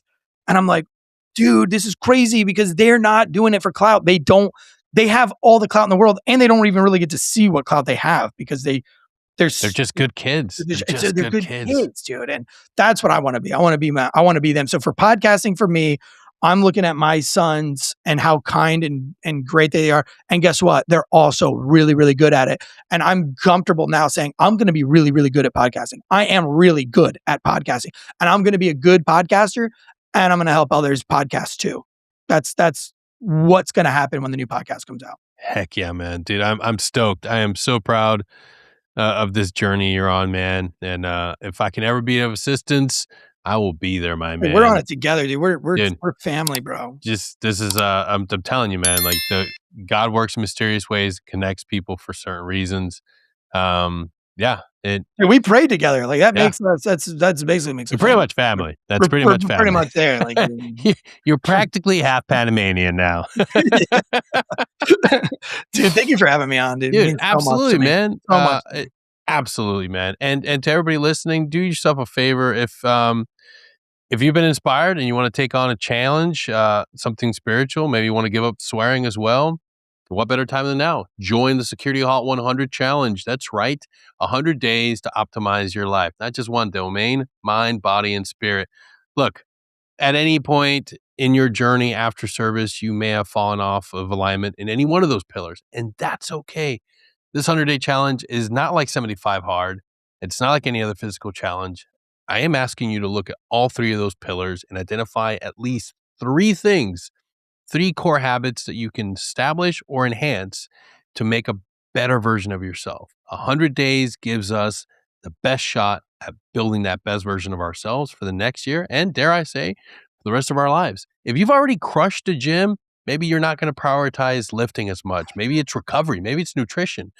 And then the mind domain, maybe you take that class you've been putting off. Maybe you finish that degree you started 2 years ago. Or maybe you just pick up one book and you start reading. I want you to optimize everything. And of course, the spirit pillar, man. Go back to church. If you're not ready for that, maybe pick up praying once a day. Maybe just pick up meditation and reflection. Whatever it is, it's up to you. And here's the catch, the last thing. At the end of this 100-day challenge, I'm challenging you to do something big. Whether it's a 20-mile run, a Spartan race, an endurance event, something big that's going to change your life and give you that outlook at the beginning of the year to say like, hey, look where I come. Look how far we've come. Do it with friends. Do it by yourself. But please take on this challenge. And I've already dropped it on the blog. So check out securityhalt.com. Yeah, www.securityhalt.com. Check out the latest blog post. It's got the 100-day challenge on there. And be ready to start. You don't have to start it now.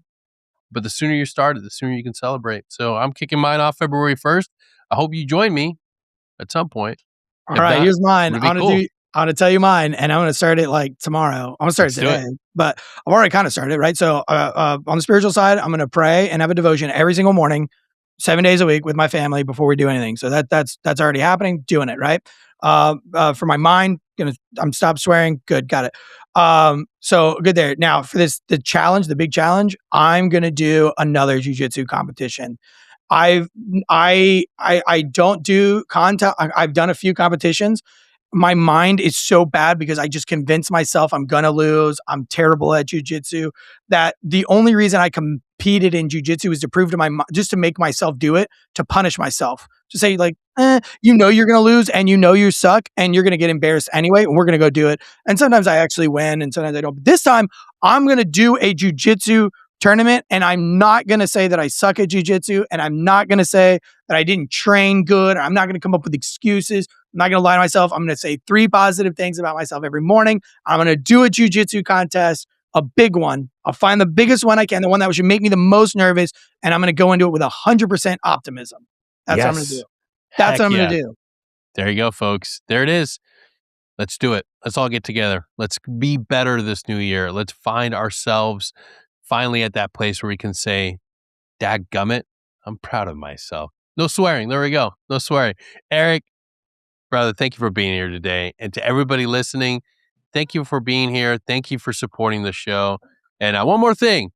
It's over. It's the same spiel. Pause the episode, go to episode description, click those links, send us a like, a share, a follow. Dare I say, leave me a review. It helps me, and it feels good too when you do something good like that. Just say, Denny's pretty cool, or dip-dip-a-doo, whatever you want to put on there. Yeah. I don't care. I'm going to enjoy it. Whatever you choose to put on there, I'll appreciate.